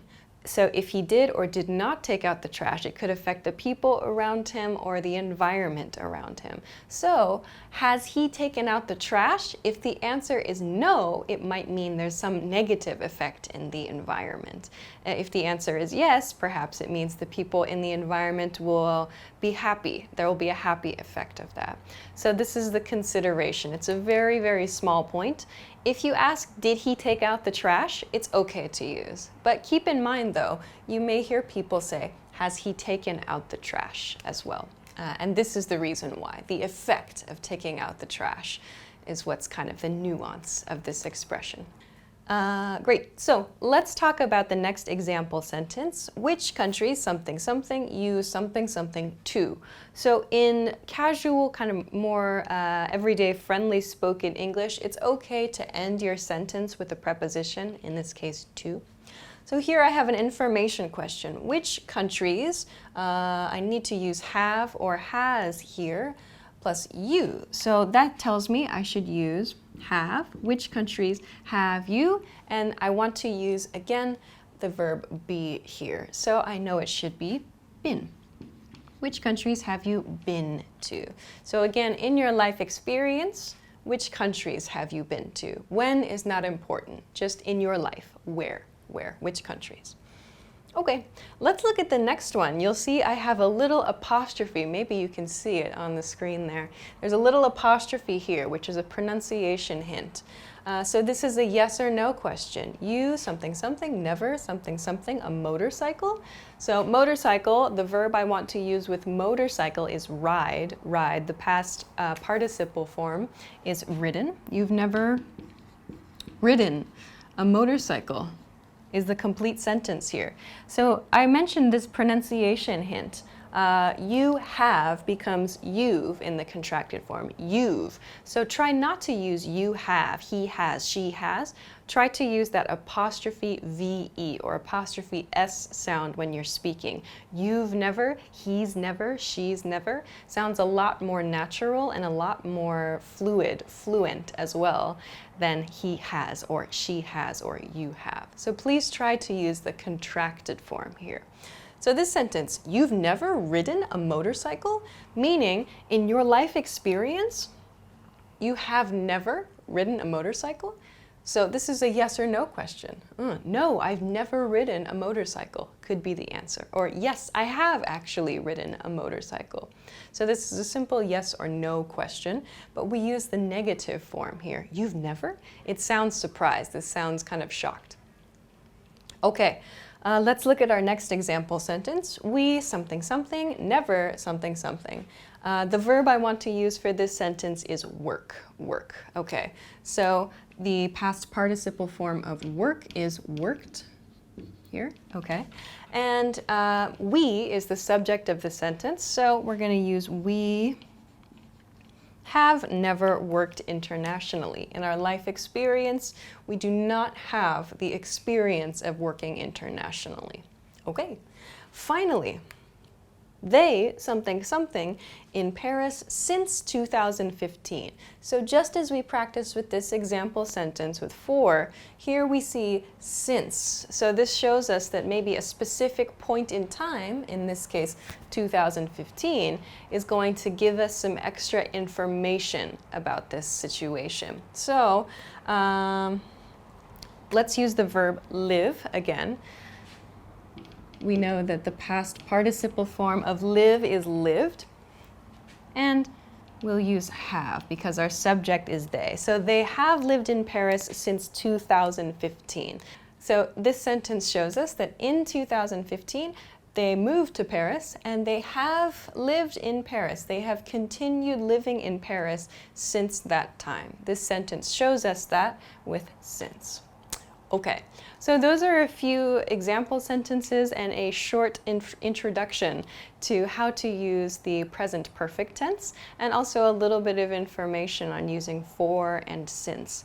So I hope that this lesson was useful for you. If you have any questions or comments or want to try making a few example sentences, feel free to do so in the comments section of this video. Also, please make sure to like this video and subscribe to our channel if you haven't already. Also, check us out at EnglishClass101.com for more good stuff. Thanks very much for watching this lesson, and I will see you again soon. Bye! In this video, you'll learn 20 of the most common words and phrases in English. Hi everybody, my name is Alisha. Welcome to the 800 Core English Words and Phrases video series. This series will teach you the 800 most common words and phrases in English. But there's a twist. With each new lesson in this series, we'll include the previous lessons at the end. So after you've learned the new words and phrases, stick around and review what you learned in previous lessons. Reviewing is one of the most important parts of learning a language. You can also get the full list right now at EnglishClass101.com. Click the link in the description to access more example sentences, create your own flashcard deck, and finally master English. Okay, let's get started. First is frying pan. Frying pan. Frying pan. A frying pan is a very common item to have in a kitchen. It's usually quite large and it has a handle on it. We use it to make eggs, pancakes, many different things. This frying pan is very cheap. This frying pan is very cheap.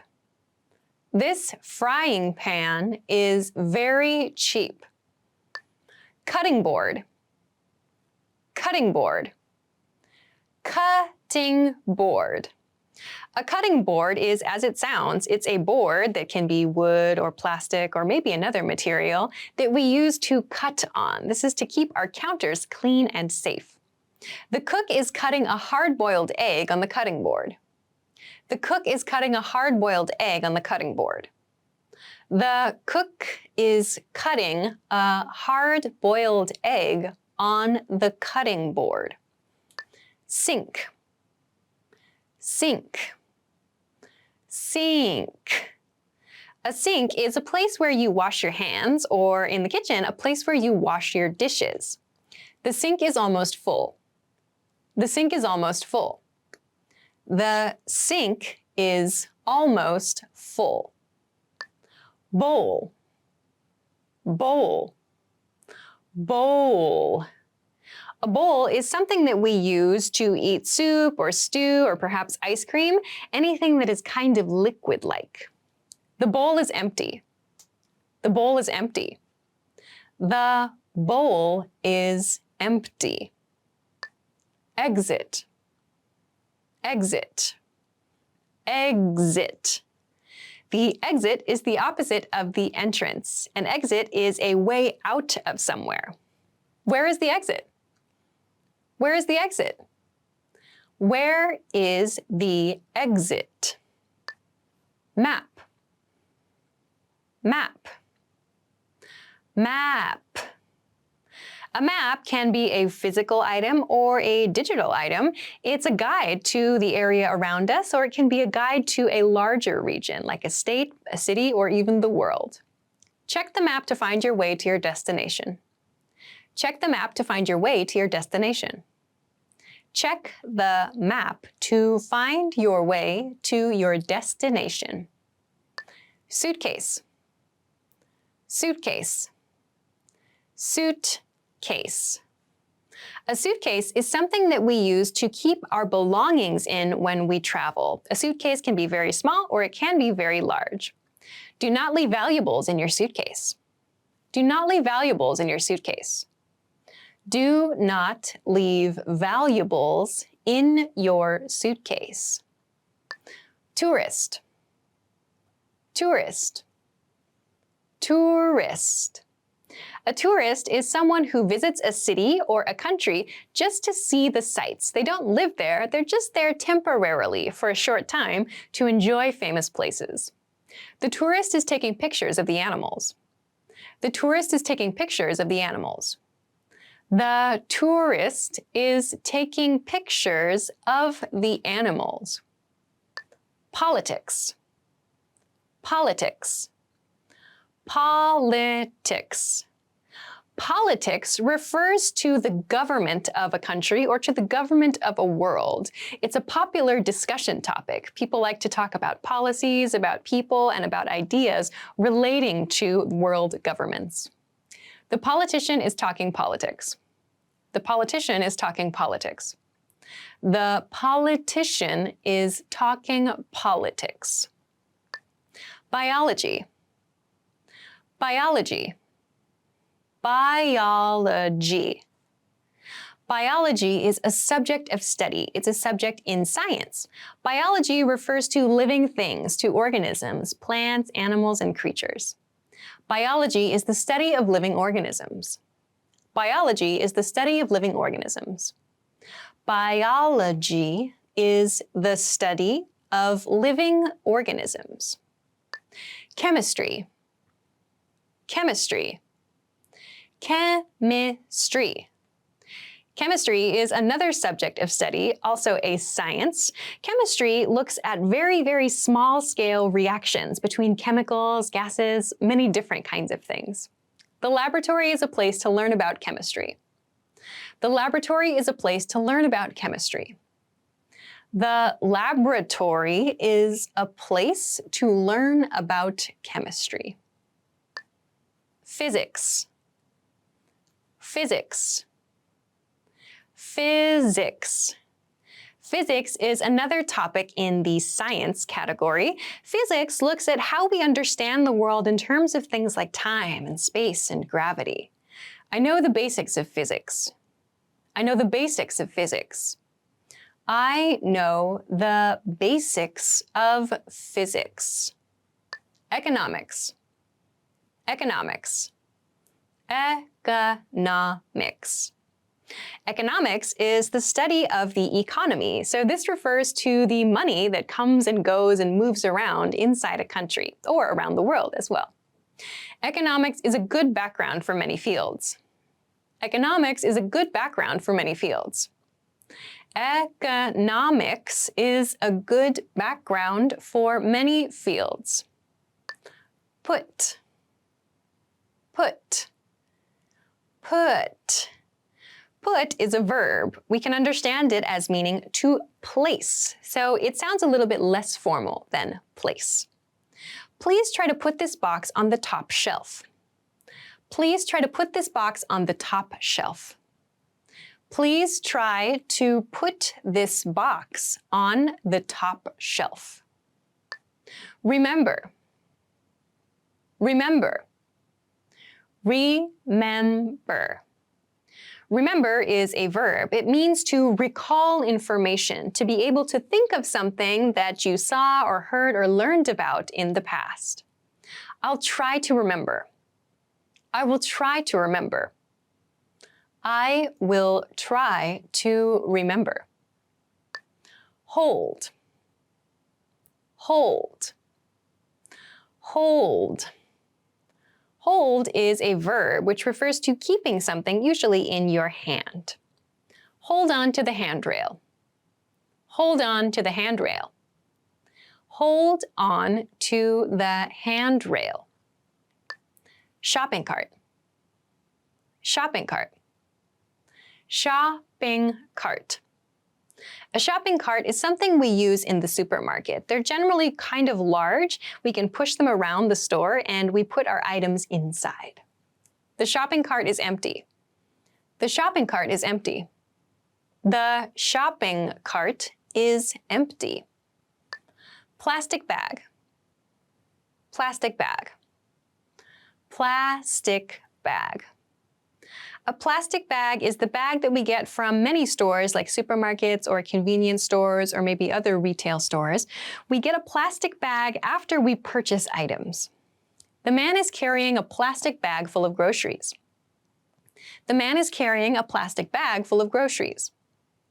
The man is carrying a plastic bag full of groceries. Comedy. Comedy. Comedy. Comedy is an art form. It's the art of making people laugh. Comedy is also a movie genre. They're watching a comedy and laughing. They're watching a comedy and laughing. They're watching a comedy and laughing. Novel. Novel. Novel. A novel is a type of book. It's a long story. So there are many different kinds of books. Books that are novels refer to these long stories, often with complex plots and interesting characters. I like suspense novels. I like suspense novels. I like suspense novels. Well done. In this lesson, you expanded your vocabulary and learned 20 new useful words. Click the link in the description and sign up for free at EnglishClass101.com to get access to the full list of vocabulary you'll need for daily life conversations. You'll also get example sentences, custom flashcard decks, and more learning resources. See you next time. Bye! Hi everybody, my name is Alisha. In this lesson, I'm going to talk about could have, should have, and would have, what they mean, how to use them in the negative, and the differences between them. So let's get started. First, I want to begin with could have. Let's look at the positive and the negative meanings of could have. First, positive. We use could have, positive, for something that was possible in the past. So to give kind of an image of this, if our conversation is happening now, when we use could have, we're talking about something that had possibility in the past, something we were able to do, for example. An example sentence, if I had known you were throwing a surprise party, I could have helped. I could have helped. So here, could have shows us that this action, helping, was possible in the past. In this case, the speaker did not know some information, and as a result, this action did not happen, but it was possible at a point in the past.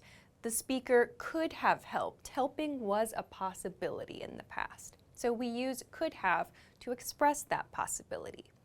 The negative form, however, expresses the opposite. So in the negative, could not have expresses something that was impossible, so not possible in the past. So here, if we want to give an image, it's something that was not possible, something we were not able to do. Let's look at an example of this. No, that couldn't have been Sarah in the cafe just now. She's at the office. So here, I'm using couldn't have, could not have, contracted, reduced, becomes couldn't. So that couldn't have been Sarah in the cafe just now. In other words, it's impossible that just now we saw Sarah in the cafe. Why? She's at the office. So in this case, maybe Sarah is the speaker's colleague, coworker. So we know Sarah is at the office. So we saw someone maybe who looks like Sarah at the cafe just now. But it's not possible it was Sarah because Sarah's at the office. So we can say that couldn't have been. So it's impossible that that was Sarah. So couldn't have been sounds much more natural than it's impossible that that was Sarah. So we use couldn't have been or could not have been. So positive form, something that was possible in the past. So be careful in maybe contrast. A key difference here is this is only about possibility. We're not talking about like a plan to do something or regret necessarily. We're only talking about possibility when we use could or could not here. So with this, let's move along to the next part. The next part, I want to focus on should have. So let's look at the positive form. Should have in the positive expresses regret for something we did not do in the past. So an image of this here, if our conversation is happening now, we want to talk about something we did not do in the past, and that now maybe we think, oh, it's a good idea, like I should have done this thing. I did not do this thing in the past. That's why I marked it with an X here. So I did not do this thing, but I feel bad now. I feel regret. Like I should have done that thing in the past. So an example sentence of this. I should have studied more when I was in school. Here is the should have. I should have, and this action, studied more. So, in other words, the speaker did not study enough in the past. The speaker feels he or she did not study enough in the past, regrets that, and wants to express the change. Like, I wish I had done this thing. I should have studied more when I was in school. So here we have more. This is a common pattern with should have or should not have. When we use more, it means I should have studied more than I did when I was in school. So here, the speaker is expressing regret, sadness about something they did not do. Therefore, when we use the negative form, the speaker, again, expresses regret, yes, but they're expressing regret for something that happened in the past, something they did in the past. So I've marked it here with a check. This action did happen, and we feel regret about that action. We feel bad about something we did in the past. An example, I shouldn't have spent so much time playing video games when I was a kid. So here I've used shouldn't have. So should not have is how we make the negative form. I've reduced it shouldn't have in rapid speech, shouldn't have. I shouldn't have spent so much time playing video games. So what's the action here? The speaker played video games when he or she was a child. The speaker now regrets that. The speaker says, I shouldn't have spent so much time. I should have spent less time playing video games. So I could use positive should have. I should have spent less time playing video games when I was a kid. Here, I shouldn't have spent so much time. So here, a key point with should have is that we're expressing regret. Remember, with could have, we're talking just about possibility. With should have, we're expressing a regret for something that did or did not happen in the past. So, with this in mind, let's go on to the last point for this lesson. The last point is would have, would have. So, when we say would have, we often say would have, would have. I mentioned it here with should have, we say should have or shouldn't have. Same thing with could have, like could have or couldn't have is the correct pronunciation in fast speech. So when we talk about would have, or when we look at would have, and we look at the positive form, we use it to express a plan for something that did not happen. So we're talking about something in the past. So from a point in the past, something in the future at that time, we had a plan for that thing, or we thought something was going to happen. But in the positive form, it did not happen. This is kind of tricky. Let's look at an example situation. Here, I would have arrived on time today, but there was terrible traffic, so I did not arrive on time. So first, here's my action. I would have arrived on time. So I had a plan, or I had a desire. I was thinking I was going to arrive on time. So at this point in time, I would have arrived on time today. Maybe we're thinking when I left the house, maybe this is where the action starts. My plan was to arrive on time. So again, this is all happening in the past. My conversation is here. I was planning to arrive on time, but there was terrible traffic. Terrible traffic means lots and lots of cars. It was difficult to drive or difficult to get to work. So I did not arrive on time. I would have arrived on time, but I didn't because of terrible traffic. So this shows us, this would have shows us all of this information, everything here happened in the past on like a timeline. So I thought I was going to arrive on time, something happened and I didn't. So we can use would have to show like our thinking in this point, would have in the past, about a future action that is also in the past. So a couple of past points there at the same time. Okay, so let's compare this then to the negative form. The negative form then expresses the opposite. So we have a lack of plan or a lack of a desire. So lack of something means no plan or no desire. So lack of plan for something that happened in the past. It did happen, yes. So we commonly use both of these to talk about other people's choices, like when we're giving advice. This example sentence is a very common way that we use would not have or wouldn't have. Let's look. If I were you, I wouldn't have quit my job before I found a new position.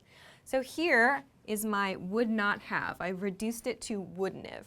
I would not have quit my job before I found a new position. So that means if I were you, this is how we're beginning this. This is a very common way that this would have or would not have is used. So if I were you, I'm not you, but if I were, at this point in time in the past, my decision would not have been to quit my job. However, your decision was to quit your job. This did happen. You quit your job. In my case, I would not have done that. So here, in opposite to the positive form, I'm talking about a point in the past, like if I were you, just in general, and I'm talking about a future decision I might make.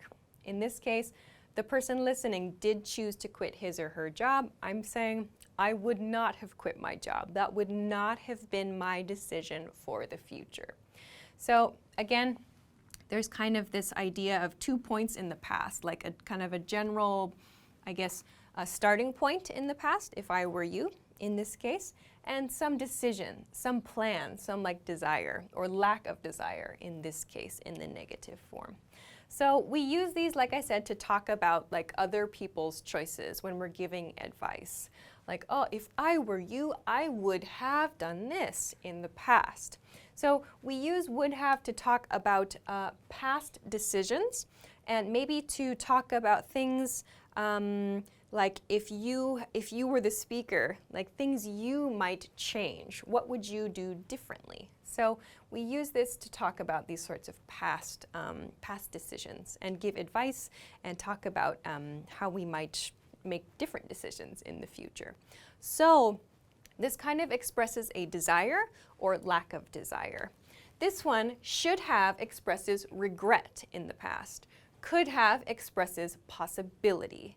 So this is just a quick introduction to the differences between these three expressions and their negative forms. I didn't write the not here, so would not have. But if you have any other questions about this, please let us know in the comments. They are very similar, I know. They sound very similar, and it can be hard to understand how to use them, but try to keep these three kind of themes in mind: possibility and regret, and then kind of desire or advice here. So I hope that this helps you understand the differences between these three. If you have questions or comments, or if you want to practice making an example sentence, please feel free to do so in the comment section of this video. Of course, if you like the video, don't forget to give it a thumbs up, subscribe to our channel, and check us out at EnglishClass101.com for some other things that can help you with your English studies. Thanks very much for watching this lesson, and I will see you again soon. Bye-bye.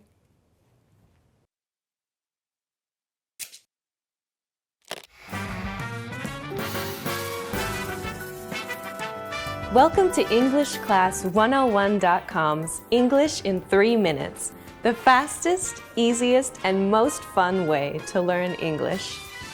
Hi, how's it going? I'm Alisha. Nice to meet you. In this series, we're going to learn some easy ways to ask and answer common questions in English. It's really useful, and it only takes 3 minutes. In this lesson, you're going to learn new, more common ways to ask and answer the question, "How are you?" in English. You've probably learned, "How are you?" and "I'm fine" in textbooks before, but in the United States, people will usually ask this question and answer it in a different way. First, let's review. If someone says, "How are you?" you can say, "I'm fine." I'm fine. Here are some other ways to answer. Pretty good. This means about the same thing as I'm fine. Pretty good. We also have not bad. You can use this if you are feeling just okay or so-so. Not bad. Let's look at our question again. How are you? This is the most well-known way of asking how someone is. You could use it when you want to be polite. But now, let's look at some different ways to ask how someone is. These ways are more casual and much more common. First, hey, how's it going? Hey, how's it going? You can answer this in many ways. If you're feeling good, you can say, good. Good. Pretty good. Pretty good. Not bad. Not bad. Once more, good. Pretty good. Not bad. Here's a tip. Even though these answers mean the same thing as I'm fine, you can't answer how's it going with I'm fine. It will sound a bit strange. If you're not feeling good, you can say, not so good, not so good, not great, not great, or not so well, not so well. Be careful. If you say one of these, the other person will usually ask, why? What's wrong? To be polite. Then you will have to explain. Another casual but very common version of how are you is what's up? What's up?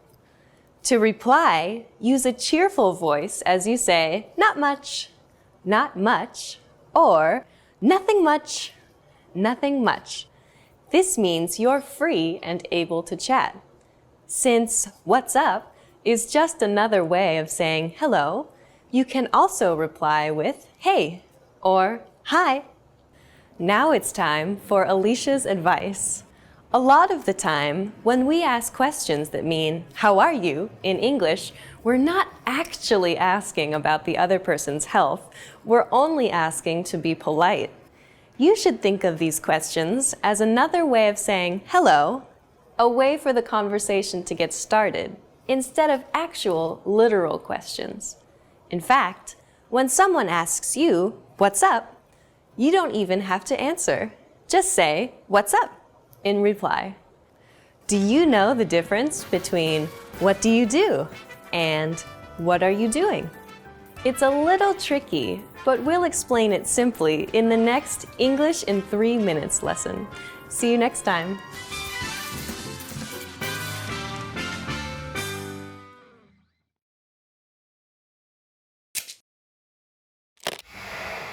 Hi everyone, I'm Gabriella. How are your English listening skills? In this video, you'll have a chance to test them out with a quiz. First, you'll see an image and hear a question. Next comes a short dialogue. Listen carefully and see if you can answer correctly. We'll show you the answer at the end. Are you ready? A woman is asking a store clerk something at a bookstore. Which book does the woman want to see? Excuse me, I'd like to take a look at a book on that shelf. Which book would you like? The one about cars. One moment, please. This one? Yep, that's right. Here you go. Which book does the woman want to see?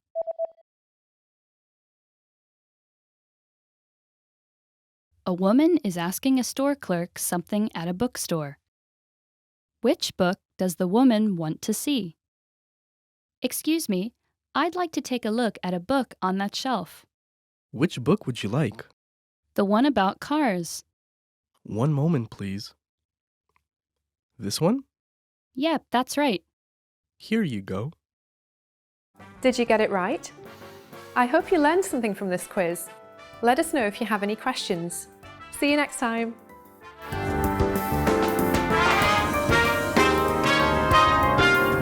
Hi everybody, welcome back to Ask Alisha, the weekly series where you ask me questions and I answer them. Maybe. Okay, let's get to your first question this week.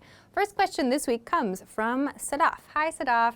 Sadaf says, hi Alisha, my question is when do we use actually and when do we use really?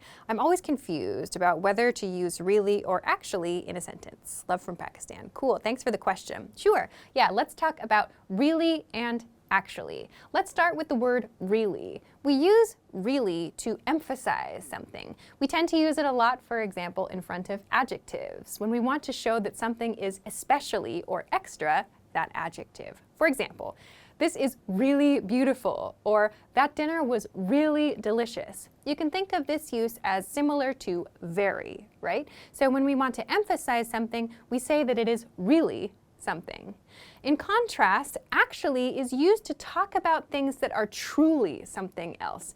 So I can understand why really and actually might seem like they have similar uses, but we use actually when we want to clarify something, when we want to express that something is true or something was real. So we use this when maybe someone has made a comment that is not true or is not correct, and we want to correct their comment.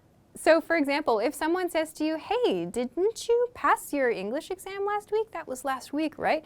You might say, actually, my exam is next week. So that actually means truly or really, or it's like a kind of correction to the thing the other person said. So we use actually when we need to correct or clarify something. We use really when we need to emphasize something. Here's another example with actually.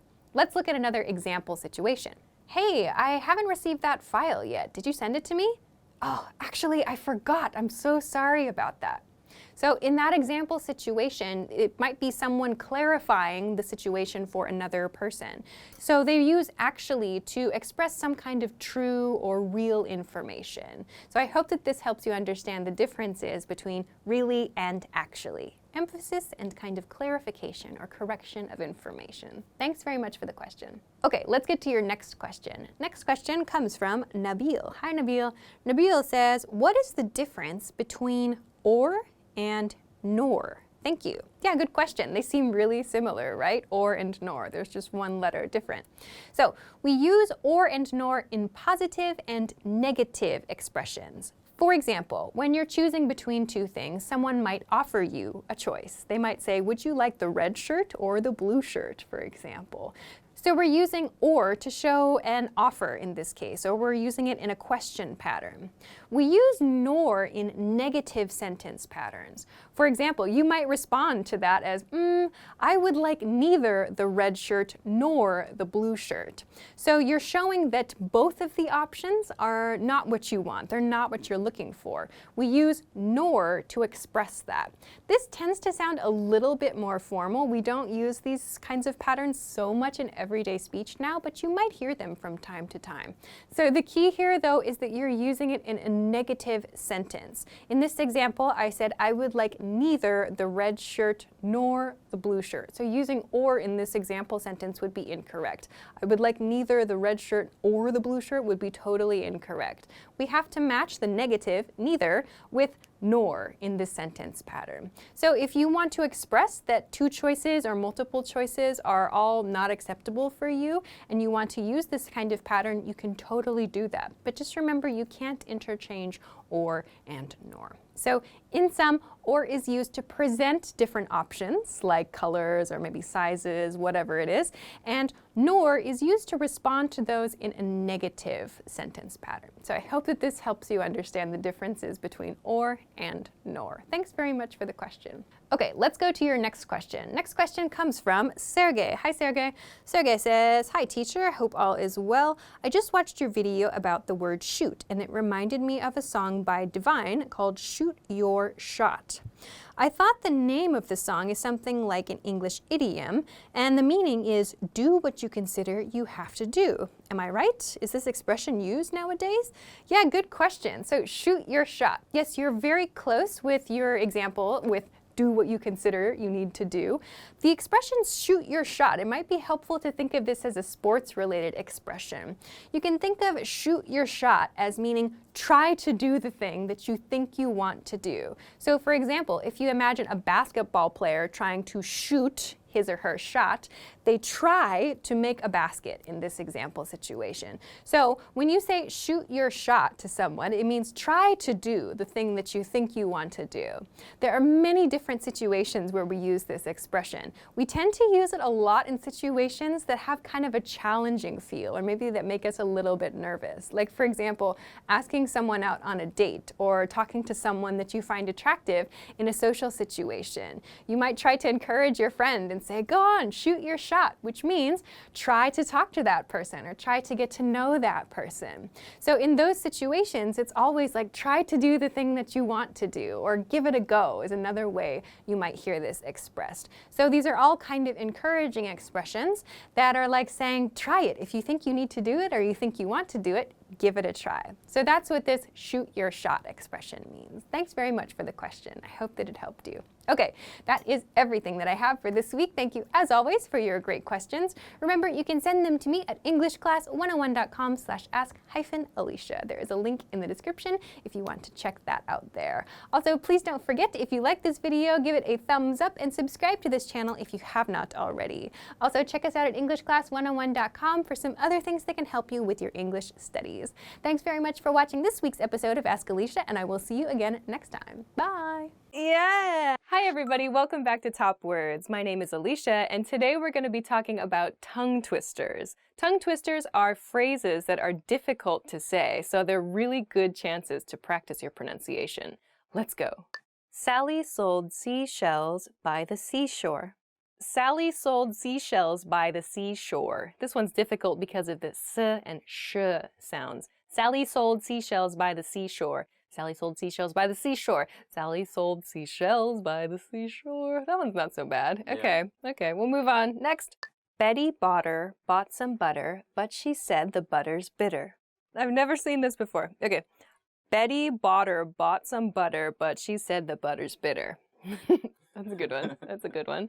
I feel like you could have thrown the word like but in there somewhere too. Betty Botter bought some butter, but she said the butter's bitter. Ah, that's a good one. It's very bubbly. Betty Botter bought some butter, but she said the butter's bitter. It's like if I knew the words, I could probably say it faster. Betty Botter bought some butter, but she said the butter's bitter. Butter's bitter. Bitter, butter, bitter. But she bought some butter, but she said the butter's bitter. Is this enough? I don't know when to stop. How much wood would a woodchuck chuck if a woodchuck could chuck wood? The next tongue twister is also a classic one about woodchucks. Woodchucks are real creatures that exist on the west coast of the United States, primarily in Washington and Oregon. They're like beavers, but they don't live in rivers. They live in like forests and rocks. The tongue twister is, how much wood would a woodchuck chuck if a woodchuck could chuck wood? How much wood would a woodchuck chuck if a woodchuck could chuck wood? And then there's a common response to that, which is, it would chuck all the wood that a woodchuck could if a woodchuck could chuck wood. We definitely talked about this one in that English topics episode we did about tongue twisters. Lesser leather, never weathered, wetter weather better. Oh, I've never seen this. Lesser leather, never weathered, wetter weather better? Hang on, I'm just like astounded by the grammar of this sentence. Lesser leather, never weathered, wetter weather better. Oh, that's hard. It's the wetter weather better. Wetter weather better part. Those last three words. Lesser leather, never weathered, wetter better. Lesser leather, never weathered, wetter weather better. Wetter weather better. Weather. It's the weather better that's hard. Weather better. Weather better, weather better, wetter weather better. Yeah, that's it. Lesser leather, never weathered, wetter weather better. Ah, on to the next one. If two witches would watch two watches, which witch would watch which watch? If two witches would watch two watches, which witch would watch which watch? Did you write these? Did you write these? Did you find these on the internet? Someone's brilliant. If two witches would watch two watches, which witch would watch which watch? Oh, that one's a good one. If two witches would watch two watches, which witch would watch which witch would watch which watch? Ah, all right, that's the end. Wow, those are really good tongue twisters. The one that always gets me from that episode of English Topics that we did was Irish wristwatch. Irish wristwatch. Hard one. And one we came up with the other day was sushi session. It's a good one, right? Yeah. They were like, let's go for a sushi session. I was like, that's hard. Sushi session, sushi session, sushi. Ah, that's a really good one too. Irish wristwatch and sushi session. All right, so those are Those are tongue twisters. Give them a try. They are really, really great ways to practice your pronunciation. If you know any other tongue twisters, please share them with us in a comment so that we can all give them a try. Thank you very much for watching this episode of Top Words. If you liked this video, please be sure to hit the like button and subscribe to our channel if you haven't already. Thanks very much for watching this episode, and we'll see you again soon. Bye. Oh my God, I want to have this job where I just sit at like my desk and I just think of, that's probably what somebody does, like they're bored at their job and then they just think of these sorts of things.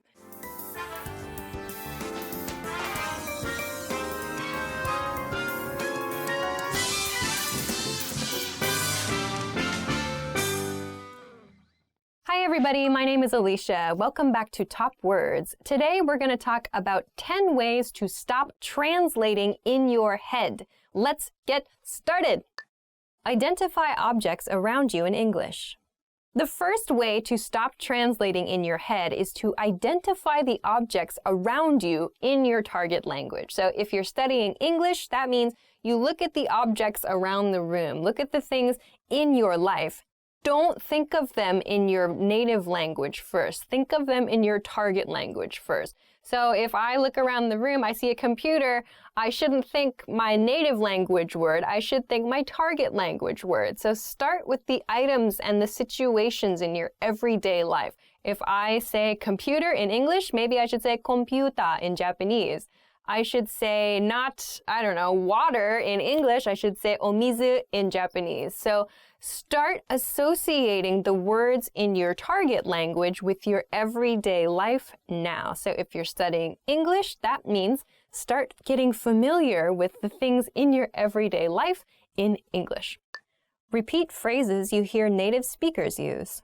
Tip number 2 is to repeat the phrases that you hear native speakers use. So if you're watching this channel, for example, or you're watching a TV show or a movie, listen for the way that native speakers make those phrases. If you hear a phrase you have never heard before, or you hear an interesting combination of words, try to repeat them yourself. Don't just listen. Try to say them yourself. If you're in a public space and it's difficult for you to do that, fine. Practice in a place where you feel more comfortable. Maybe if you have some private space to practice. Just repeat them. Get your mouth used to saying the words the way that the native speakers do.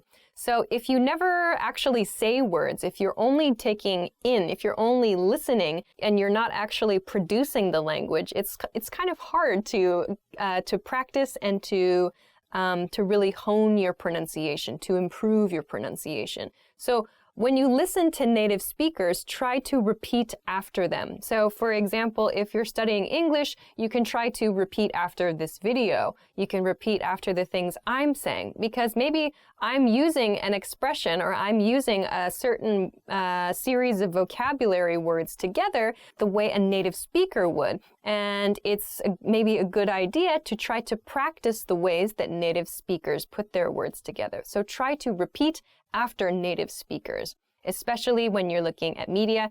And you can do this when you're reading books too. You can try to read out loud interesting lines of books that you find or something that maybe is difficult for you. Very nice practice tip. Make a situation where you can't escape into your native language.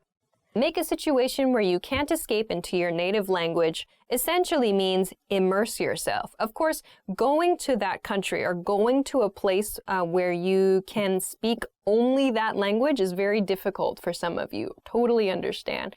But if in your life you can create a situation in your library, in your room, in your house, somewhere, for just an hour or, I don't know, maybe a day. I don't know what your schedule is like. But if you can create a situation or create an environment where you have no choice but to use that language and you cannot escape, meaning you cannot go back to using your native language as a crutch. You can't use the native language at all. It forces you to use the language that you're studying. So, of course, if you are lucky enough to live in the country or to live in a place where people speak the language you're studying, great. But you have to go out and interact with people. You have to put yourself in a place where you have no choice but to speak. It's very hard and it's very scary and it's very embarrassing at first. But if you take time to find places and to make environments that are comfortable for you, where you feel comfortable making mistakes and asking questions, it's very valuable for your learning process. This is actually something that I did. I totally did this. My Japanese wasn't very good for a long time, but then I started making friends who could not speak English. Actually, I just did this through finding hobbies. There was a hobby that I had. I joined a group. I joined actually a school where I could learn how to do that hobby. And everything was taught only in Japanese. And the people in my class only spoke Japanese, mostly. And then maybe we would go out for drinks and food late at night or on the weekends, and everybody spoke only Japanese. And if I couldn't communicate even simply in Japanese, I had no hope of keeping that friendship together. So it forced me to study. It forced me to think about the words they were using and to try to learn those words, those patterns, as well as how to produce them naturally myself. So I was learning the vocabulary words the people around me were using and learning how to apply them on my own. That was only possible because I had no escape in those situations. So try to do that, even if you can do it yourself in your house. It's super helpful, I think. Watch TV and movies in your target language without subtitles. Tip number 4 is to watch TV and movies in your target language without subtitles. So I think that watching with subtitles can be very beneficial. So if I'm watching something, or if you want to watch something with subtitles on, great. But I sometimes find that in my case, I think too much about reading the subtitles and I forget to listen. So maybe if you've seen a movie in your target language a few times with the subtitles on, try turning the subtitles off and think about the character's body language, the words they're using.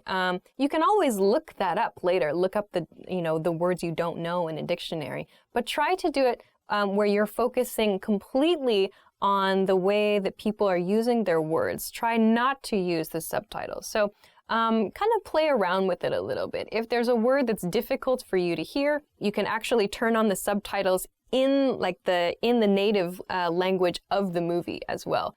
That's something that I've done. If I wanted to study Japanese, it's very useful when the actual words spoken in Japanese appear on the screen. Sometimes it's easier for me to catch a word if I see it visually and I hear it at the same time. So another way to kind of explore how you can use TV and movies is to actually turn on the closed captions, like the words on the screen in the native language of the movie. So this is sort of 2 points in one. So 1, watch movies without subtitles, meaning subtitles in your native language. And hint 2 is to watch movies with closed captioning on, but the closed captioning is in your target language, not in your native language. So you can try those 2 things with TV and with movies. Don't bring a dictionary to your lesson.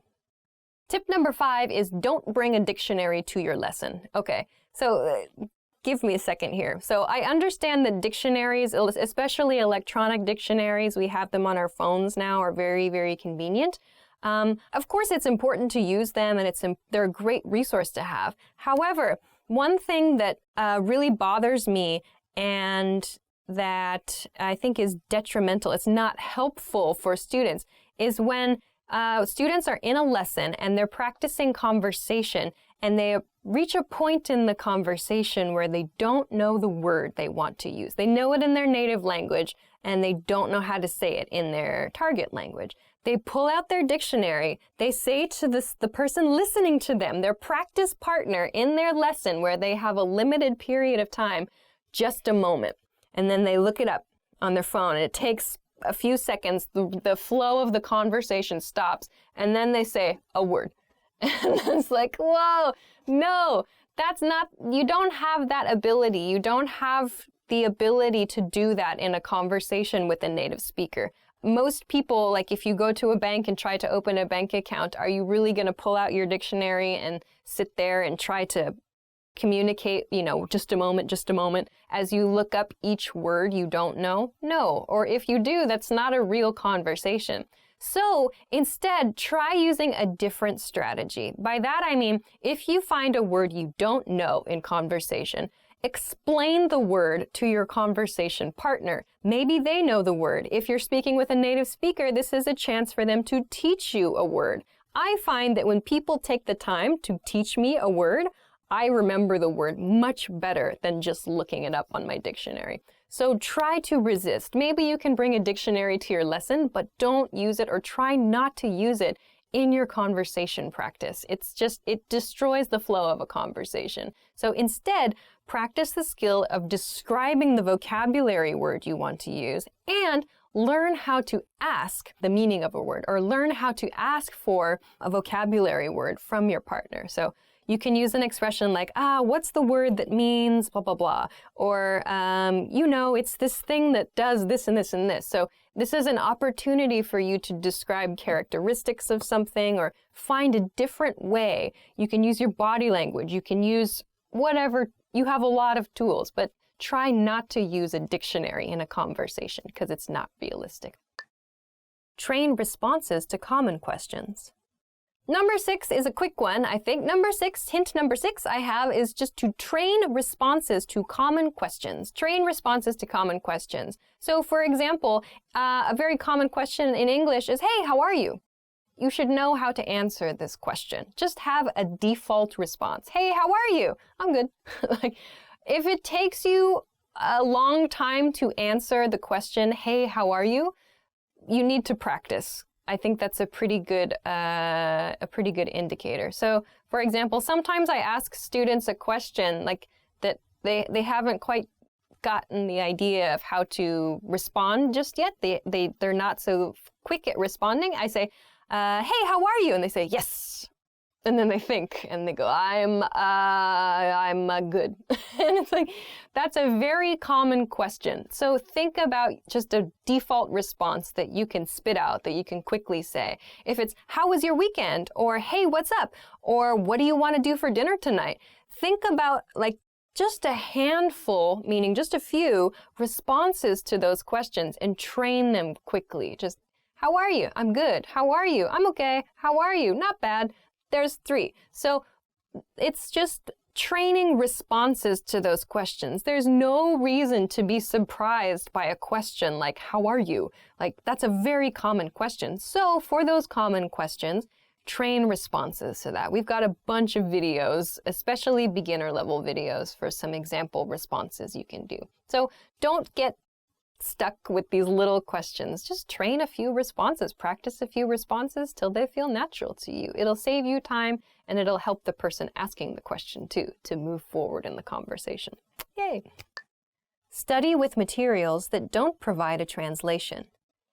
The next tip is to study with materials that don't provide a translation. So by this I mean, if you're using worksheets or some kind of textbook or whatever, and it has your target language, the language you're studying, and it has your native language next to it. While this can be useful, I feel that if you can, studying your materials only in your target language and then simplified explanations for more detailed points, also in your target language, can be a little bit better. So I don't want to say like you should only study things in your target language and nothing from your native language, because of course like it can be helpful sometimes to look up a word or to understand a grammar point in your native language.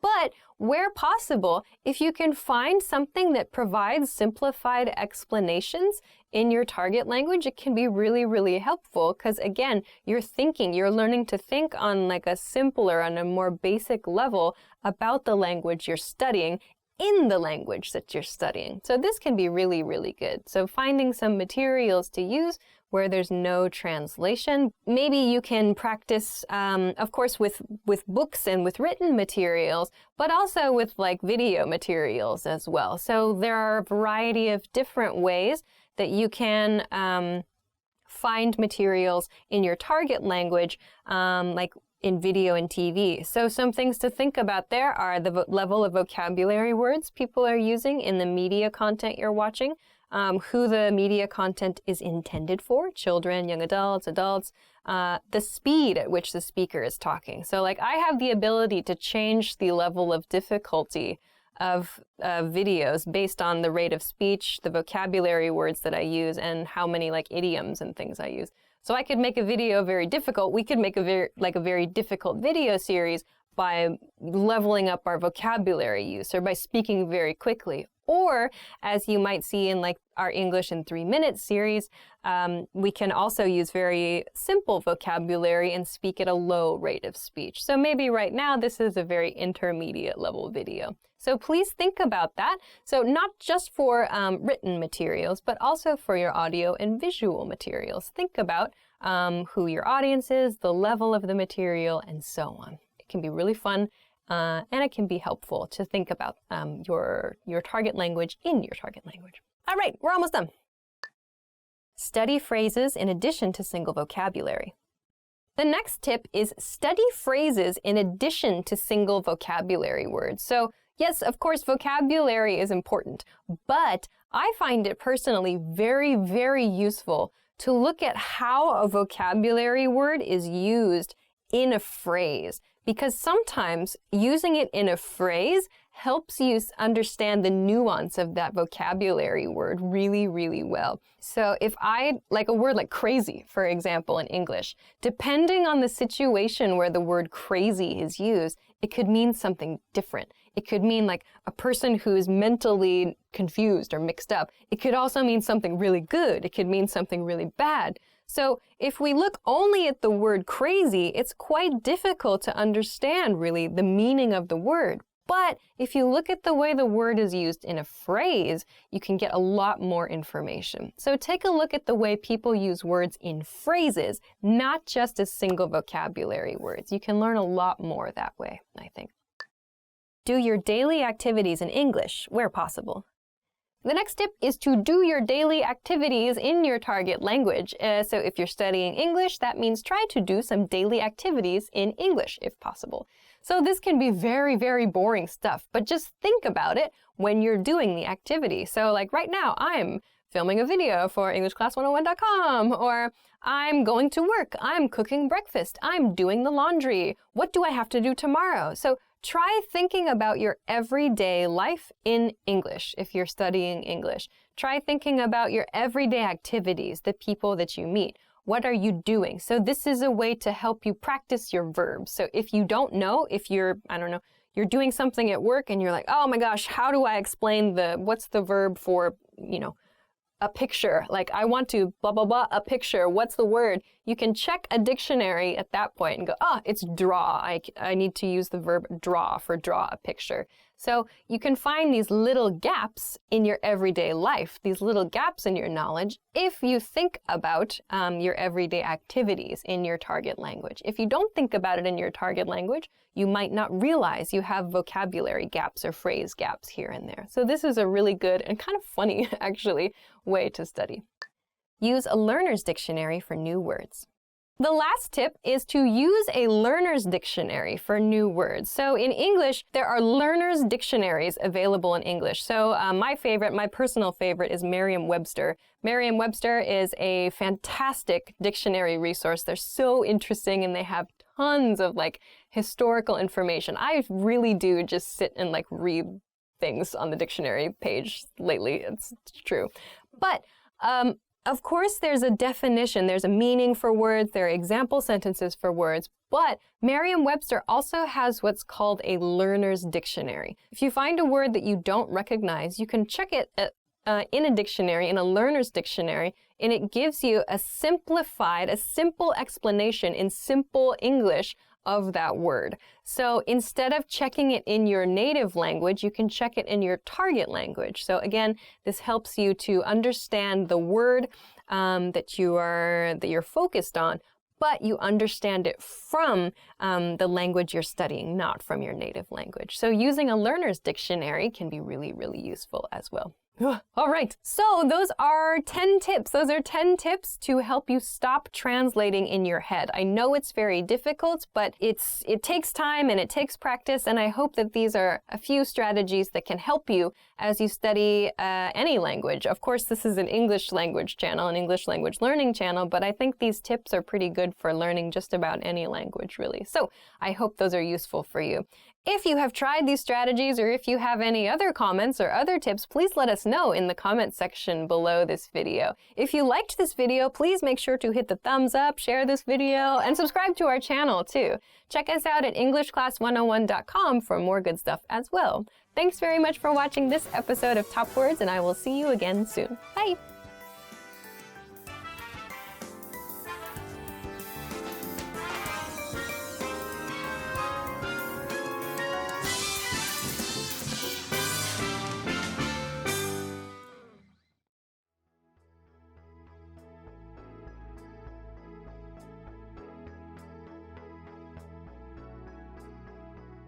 Hi everybody, my name is Alisha. Welcome back to Top Words. Today we're going to talk about 10 job interview questions and a few responses to those job interview questions. So let's go!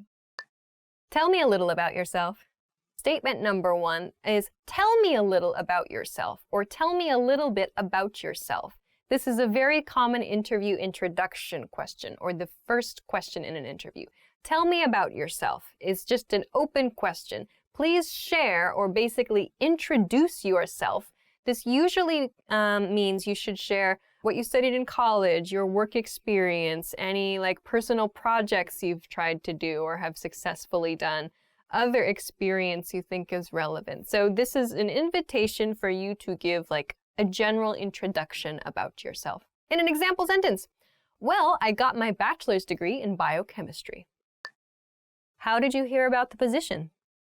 How did you hear about the position? How did you hear about the position?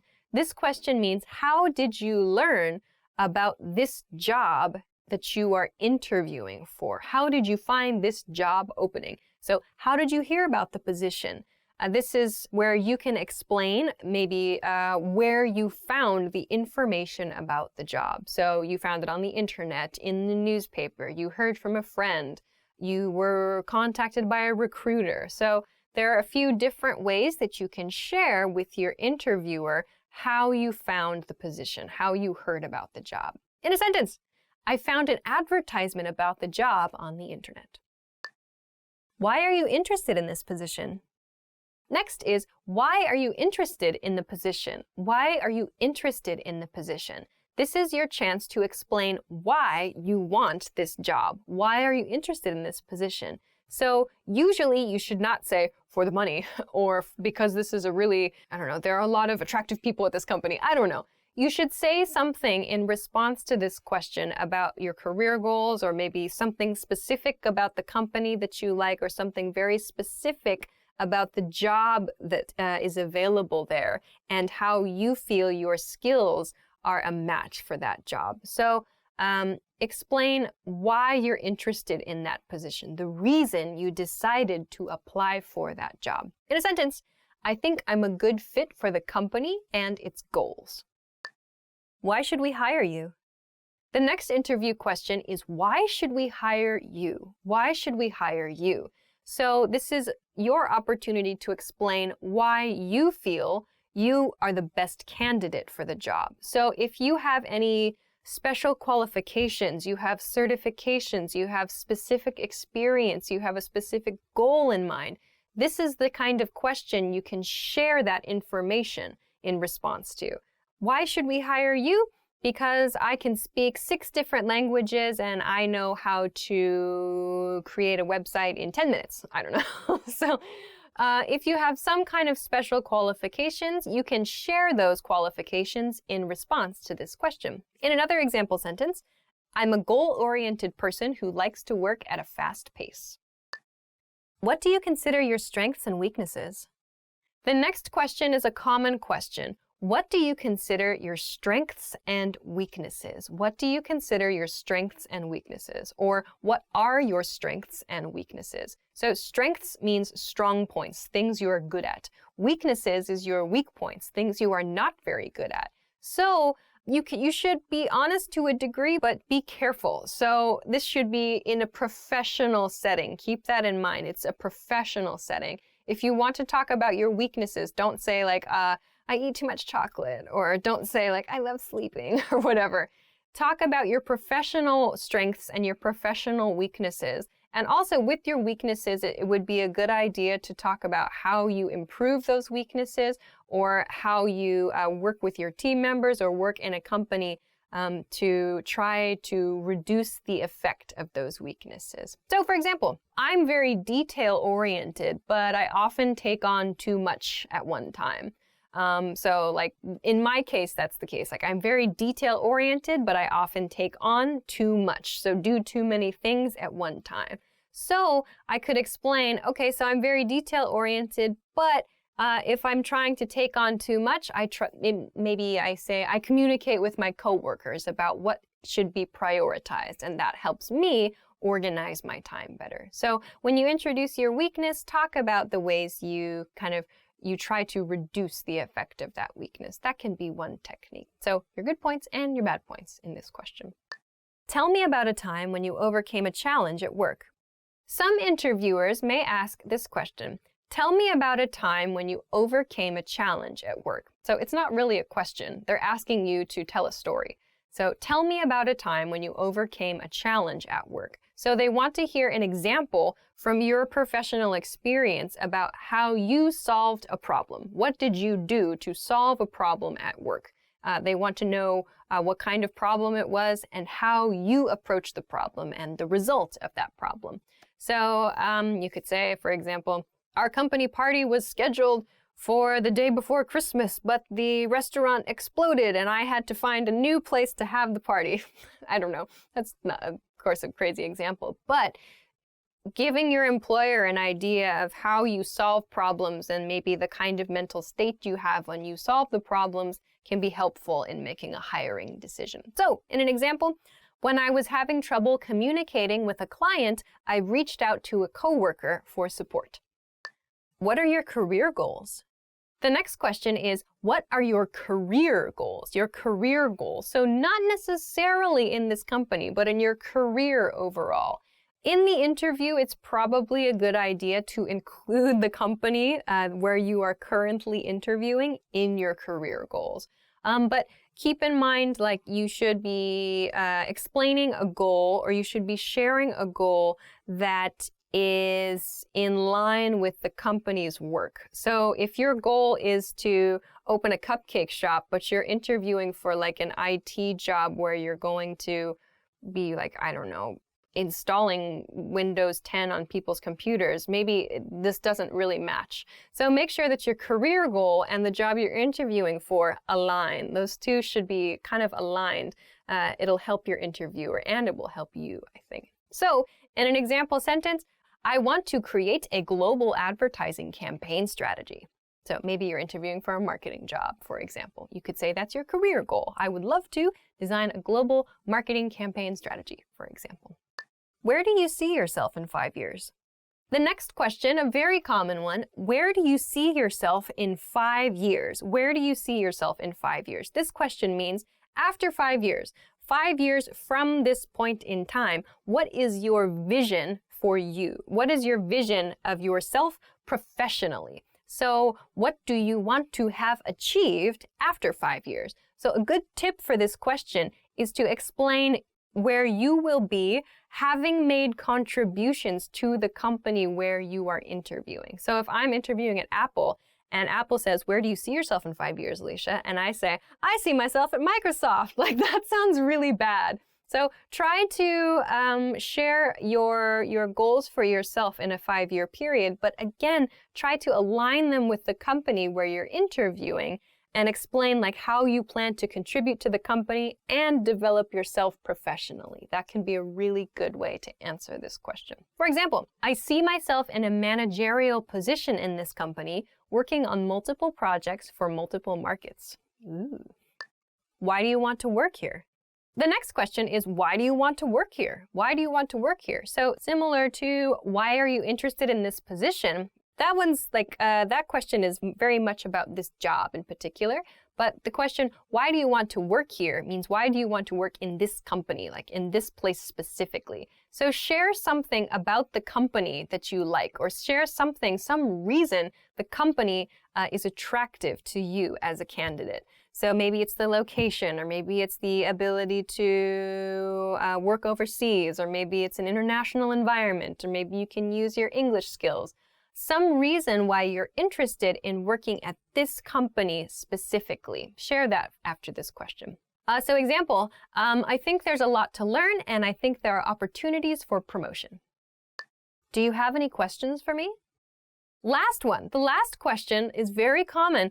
Do you have any questions for me? Do you have any questions for me? Interviewers will often ask this question at the end of an interview, inviting the candidate to ask questions about the company. It is usually a very good idea to prepare some questions for the interviewer. So it's also a good idea to research your company or research the university you're interviewing for before the interview. So if you have questions about the company policy, that sort of thing, it's a great chance to ask your interviewer. Generally, however, it's not a good idea to ask specific questions about pay or vacation in the interview, as you can be seen as maybe being too money or too vacation focused. That might come a little later.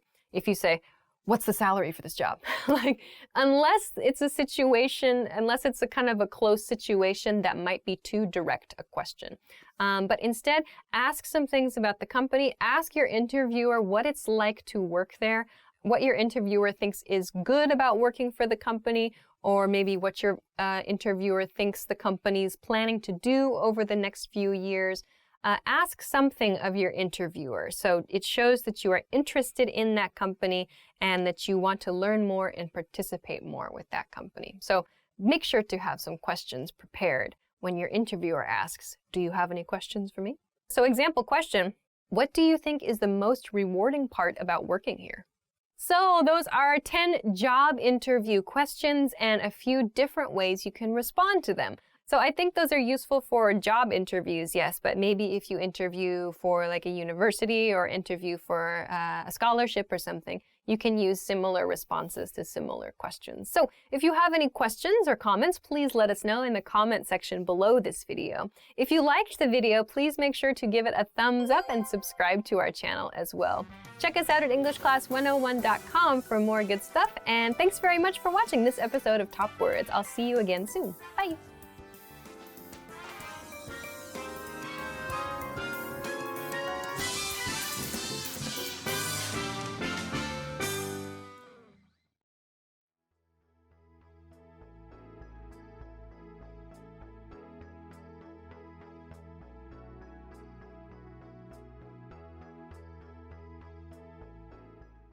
Hi everybody, my name is Alisha, and today we're going to be talking about the top 25 English phrases. So let's get started. The first phrase is hello. Hello, of course, is used as a greeting. You can greet your friends, you can greet your coworkers, your family with this phrase just by saying hello. Hey, hi, what's up? Hello. Sup? Yo. Pretty much any time of day you can use hello. Hello. The next phrase is good morning. Good morning is used as a greeting in the morning. You can kind of feel when morning ends for you. Good morning is nice and polite. Or even just morning with your close friends or close coworkers. The next phrase is good night. Good night is fine. We don't use this to greet other people. We use it when we're saying goodbye to other people at night. Family members, particularly mothers and fathers, to say good night to their children before they put them to bed. You can say it to your friend in a text message or in an email if you've been talking for a while. Good night. So the next word to talk about is goodbye. Use it when you say goodbye to your friends, when you leave your friends. Goodbye. Bye, of course. Take care. Have a nice day. Peace out. That's another way to say goodbye. Okay, the next phrase is I'm plus your name. Of course, this is a way to introduce yourself. You can use I'm, in my case, Alisha. I'm Alisha to introduce yourself in any situation. New friend, I'm Alisha. Okay, the next phrase is what's your name? What's your name is used to ask someone else what their name is. So, what is your name sounds a bit, try to use what's your name. If you forget someone's name, you can say sorry, what's your name? Or sorry, what's your name again? Next phrase is nice to meet you. Nice to meet you anytime you meet someone new. Nice to meet you is fine. Good to meet you is a little more casual. Great to meet you sounds very excited. Pleasure to meet you sounds like maybe a formal situation or a business context. Okay, the next phrase is how are you? How are you is just a friendly way to check in with the other person. You can use it with friends, your family, your coworkers, maybe even your boss to a certain degree. How are ya? How you doing? The next phrase is I'm fine, thanks. And you? If you saw English in 3 minutes, we talked a lot about this phrase. Instead of I'm fine, thank you, and you, say I'm good, thanks. How are you? Just shorten it, make it a little bit more natural. How are you? Good. How are you? Great. How are you? Not so good. How are you? Okay. And so on. So when someone says, how are you? I usually say, I'm good. This week, I blah, blah, blah. Give some information about what you've been up to. Maybe a hobby, something that you did recently, an event, something interesting you saw, whatever. People want to make that connection with you, and it's a good chance for you to continue speaking. The next word is please. Please is a polite phrase used when you want something from someone else. You can use this as a response when someone offers you something, like in a restaurant, for example. Would you like more water? Would you like something to drink? Oh, please. The next phrase is thank you. Thank you is used to express your appreciation. You can use thank you with everybody. The next phrase is you're welcome. You're welcome. When someone says thank you, you can say you're welcome. No biggie. I use no biggie, as in no biggie is short for no big problem. The next word is yes.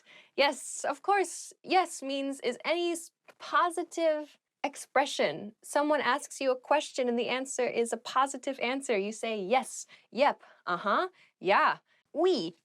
No.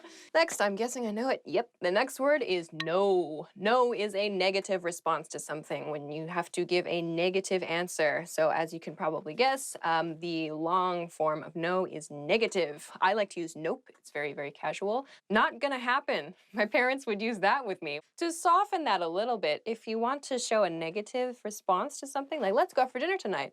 What do you want to do? Like, do you want to go out? Not really. No, I don't think so, to soften it. The next word is okay, okay. This word comes from copy editors. Okay, when they had to check a manuscript, they had to label the manuscript all clear, AC, but because they were copy editors and they have a very, very sick sense of humor, they thought they would mark it okay for all clear to make a joke because O and K do not start all and clear. But it caught on among everybody in the world. Anyway, okay is used to agree with somebody else. Well, it can be used actually to express a positive or kind of a slight negative, I feel. Transitioning in your conversation, you can say, okay, now we're going to talk about blah, blah, blah. Okay. The next phrase is excuse me. Excuse me, it's used to get someone's attention in English when you don't know the other person. For example, in a store, a supermarket, maybe a stranger on the street, you need to ask directions. You can use excuse me. You can use excuse me in the supermarket. Excuse me, can you tell me where the hot sauce is? If you've done something rude in public, you can use excuse me. I personally do not do rude things in public ever. I'm sorry is the next word we're going to talk about. I'm sorry is used to apologize. When you have made a mistake or someone you know has made a mistake and you're connected to it, or you just feel bad, you can use I'm sorry. You made a mistake at work. I'm sorry. You forgot to feed your cat. I'm sorry.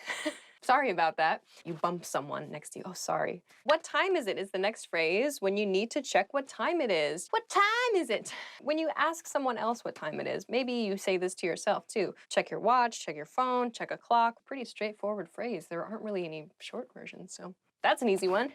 Where is the plus a location. So you can use this for a building or a store. We're not going to use this where is the for a place, a city name or a state name or a country name. To do that, you would need to remove the. But where is the bank? Where is the post office? You can use this to ask directions, to ask for help in your house or at work.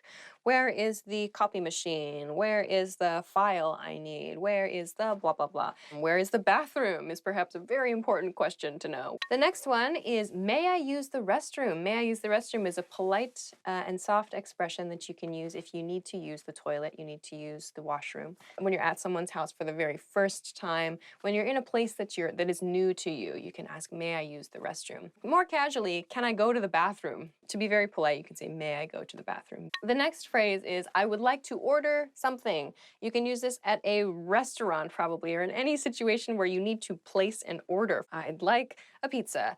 I'd like a beer. Can I get the check, please? This will be used at a restaurant. When you've finished your meal and it's time to go, can I get the check, please? In a very, very casual situation, you can just say, check, please. That's fine. The next phrase is see you soon. See you soon is used with friends and family members, perhaps, when you expect to see them again soon after saying goodbye to them. This is used at the end of the conversation. You're going separate directions. You say, see you soon. See ya is also good, or just see you. To make it a little more formal, you can say, I'll see you again soon. Make a full sentence out of it that way. The next phrase is see you later. See you later is very similar to see you soon, but the point is with see you later is that you're probably going to meet that person again later on in the same day. The last phrase is really. Really is a very useful word because you can use it to show you are interested in a conversation with upward intonation. Really, really, tell me more. Or to show that you're not so interested in the conversation with downward intonation. Really. So there are many other words that you can use similar to really in this way, like seriously or oh, and so on. So it's a really good practice for your intonation. So those are 25 very common words and phrases in English. If you liked this video, if you liked this topic, please subscribe. I'm sure there'll be a button here somewhere or a button here, wherever. But please be sure to subscribe to our channel because we're going to be doing more videos like this, and we already have more videos like this, so please be sure to check them out. Thanks very much for watching, and we'll see you again soon. Bye. Really? Oh, interesting. Okay, I see. Great, fantastic, unbelievable. Gratitude, subjects. What do we have for dinner tonight? Pizza? Affirmative. I'll riff on that. I am Chris Hardwick.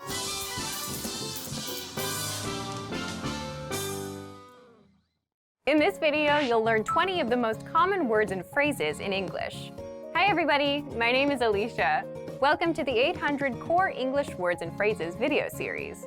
This series will teach you the 800 most common words and phrases in English. But there's a twist. With each new lesson in this series, we'll include the previous lessons at the end.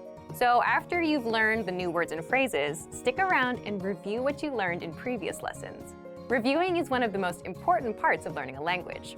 You can also get the full list right now at EnglishClass101.com. Click the link in the description to access more example sentences, create your own flashcard deck, and finally, master English. Okay, let's get started. First is hello. Hello.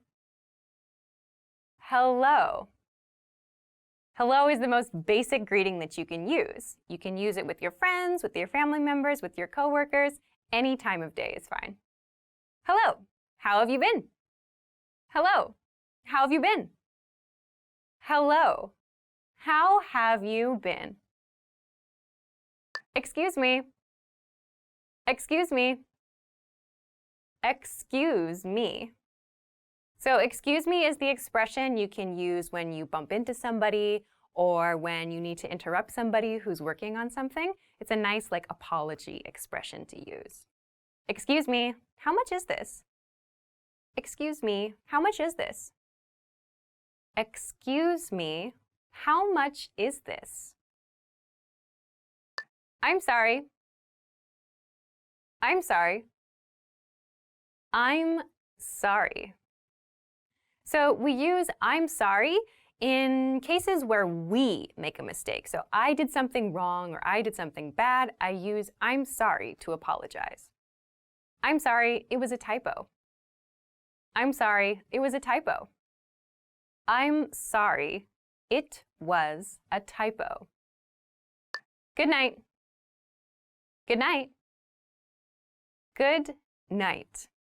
So good night is the expression we use at the end of the day when we want to say goodbye to someone or when we want to wish our family members a good night of sleep. Good night, Grandma. Good night, Grandma. Good night, Grandma. Nice to meet you. Nice to meet you. Nice to meet you. So nice to meet you is the expression we use the first time we meet someone. We don't use this the second or the third time we see someone, only for the first time. Please come in. Nice to meet you. Please come in. Nice to meet you. Please come in. Nice to meet you. How are you? How are you? How are you? So how are you is used as a very general greeting. When we see our coworker for the first time or we see a classmate for the first time, we ask, how are you? Meaning, what's your condition right now? It's been a long time. How are you? It's been a long time. How are you? It's been a long time. How are you? Yes. Yes. Yes. So yes is the word we use to agree with something or to show we think something is good or correct. You can use yes in any of those cases. Yes, this one please. Yes, this one please. Yes, this one please. No. No. No. So no is the opposite of yes. We use it when we want to disagree or show that we think something is not good or is maybe not the best option. No, I haven't eaten yet. No, I haven't eaten yet. No, I haven't eaten yet. Thank you. Thank you. Thank you. So thank you is used to express your appreciation for something. You can use this after you receive a gift or someone does something for you. Thank you very much for the invitation. Thank you very much for the invitation. Thank you very much for the invitation. I'm.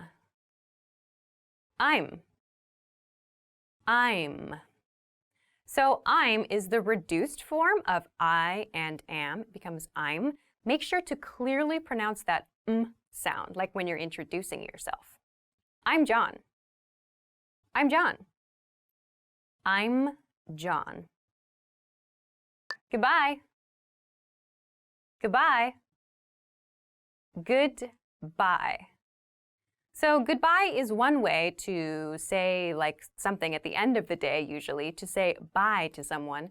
Goodbye sounds a little bit more formal than just bye, but you can use it to sound polite. Goodbye. See you again.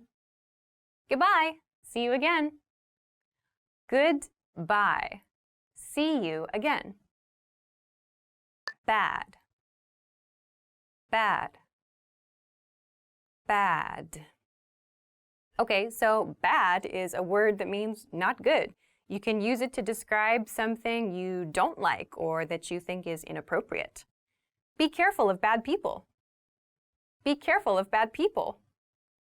Be careful of bad people. Good. Good. Good. So good is the opposite of bad. You can use it when you want to express that you like something or that you think something is positive. My teacher is a good person. My teacher's a good person. My teacher is a good person. Pretty. Pretty. Pretty. So pretty is used to describe someone or something's physical appearance, something that we think is beautiful. I have a pretty girlfriend. I have a pretty girlfriend. I have a pretty girlfriend. Ugly. Ugly. Ugly. So ugly is the opposite of pretty. We use this word to describe something that we think is not pleasing or is unpleasant. Ugly face. Ugly face. Ugly face. Easy. Easy. Easy. So easy is used to talk about something that is not difficult. It's maybe something that's simple to do. Easy exam. Easy exam. Easy exam. Difficult. Difficult. Difficult. So difficult describes something that is hard or something that is challenging to do. Difficult problem. Difficult problem. Difficult problem. Near. Near. Near. Near is used to talk about something that is close to us. It's something that we can go to quickly and easily. I live near the university. I live near the university. I live near the university. Far. Far. Far. So far is the opposite of near. Far means something that is at great distance from something else. There's like a long way to get to something. The station is far from here. The station is far from here. The station is far from here. Small. Small. Small. So small is the opposite of big. We use it to describe things that are little. You can use it for concepts, for objects, or for people. Small mistake. Small mistake. Small mistake. Well done! In this lesson, you expanded your vocabulary and learned 20 new useful words. Click the link in the description and sign up for free at EnglishClass101.com to get access to the full list of vocabulary you'll need for daily life conversations. You'll also get example sentences, custom flashcard decks, and more learning resources. See you next time. Bye-bye! Hi Hi everybody, my name is Alisha. In this lesson, I'm going to talk about 25 must-know intermediate phrases. Let's get started. These are some intermediate level phrases that you can use in everyday life. You can use them when you travel, at work, in your studies. So I hope that they're helpful for you. They're for asking and answering questions. So after you learn these phrases, check out the link in the description where you can make an account at EnglishClass101.com and practice your English even more. All right, let's get started. How's it going? How's it going? You'll notice with how's it going that there's an apostrophe at the end of this. It's not how's it going or how is it going. If you say how is it going, it sounds too stiff. It doesn't sound so friendly. So we say how's it going? How's it going? How's it going means how are you? Like how are you doing? Or how is your life going? So it's like a friendly, kind of rougher, more casual way to say how are you? How's it going? How's it going? How's it going with you? Fine. See, that's the correct response. How's it going? Fine. How's it going? Good. How's it going? Not bad. How's it going? How's it going? Okay, let's go on to the next expression. What have you been up to? What have you been up to? What have you been up to? What have you been up to? What have you been up to is a more advanced version of like, what are you doing? So what have you been up to means what did you do since the last time I saw you? What have you been up to? So what have you been up to? It's like, I've been blah, blah, blah. We're going to talk about this in the next expression. So what have you been up to? Or what have you been doing is another popular variation. What have you been up to? How have you been? How have you been? How have you been? More naturally, how have you been sounds like how have you been in everyday speech. So how have gets reduced to how have. How have you been? How have you been? How have you been since the last time I saw you is what this means. How have you been? So that you sound also gets shorter. How have ya been is kind of what it sounds like if I slow it down a lot. How have you been? How you been, you might also hear too. So this means since the last time I saw you, what has your condition been like? Good? Bad? Busy? In most cases, the answer is just good. You? Fine. Fine. Anyway, moving along. I've been blah, blah, blah. I've been. This is the reduced form of I have been something, something. This is a good response to questions like, how have you been? Or what have you been up to? Numbers 2 and 3 in this episode. So if someone says, what have you been up to? You can say, I've been busy, or I've been working, I've been studying, I've been planting a garden in front of my house, I've been looking for a new car, I've been making videos on the internet. So I've been blah, blah, blah. So I've is short for I have been. So this is a present perfect tense expression. I've been something, something. You can use the progressive form. You can use an adjective here. You can use whatever suits your situation. So yeah, what have you been up to? I've been sleeping a lot. How about something, something? How about dinner? How about drinks? How about we do this later? How about something? This is a very simple and easy way to make a suggestion to someone. How about blah, blah, blah. So in fast speech, how about sounds like how about, how about, how about we, how about you, how about I, how about. So the A sound kind of disappears. How about we see a movie later? How about we go to the beach this weekend? How about we take a trip to Guam? How about we bake cookies? How about we go on to the next expression?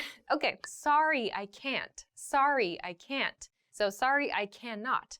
This is a way to refuse an invitation. So to say, no, I cannot do that thing and I feel bad about it. Sorry, I can't. Sorry, I can't.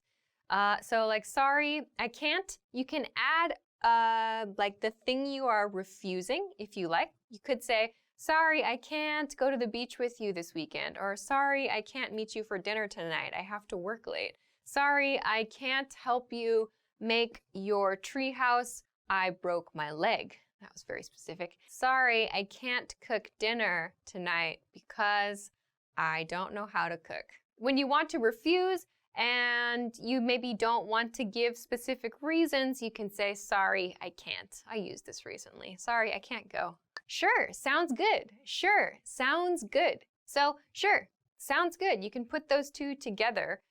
Sure means yes. Sounds good means like your idea seems to be a good thing. Like I'm hearing your idea. It sounds like a nice idea. So this is a good way to accept an invitation. Sure, sounds good. Or sounds nice, sounds great, sounds awesome, sounds cool, sounds fantastic. You can change your adjective there if you like. Sure, sounds rad. Do you want to something something? Do you want to something something? Do you want to plus an activity? Like, do you want to get dinner? Do you want to go for drinks? Do you want to ride bikes? Do you want to make videos for the internet? Do you want to study English with me? Do you want to, I don't know, do you want to get a Charizard tattoo? Already has one. Do you want to is a friendly and easy way to make an invitation for some kind of activity. When we say this expression, we kind of put the sounds together. So not do you want to, but do you wanna, do you wanna, do you wanna, do you wanna. So it's, you can imagine, it's like D apostrophe Y-A W-A-N-N-A. Do you wanna, do you wanna. Not do you want to, but do you wanna. Do you wanna go to the next one?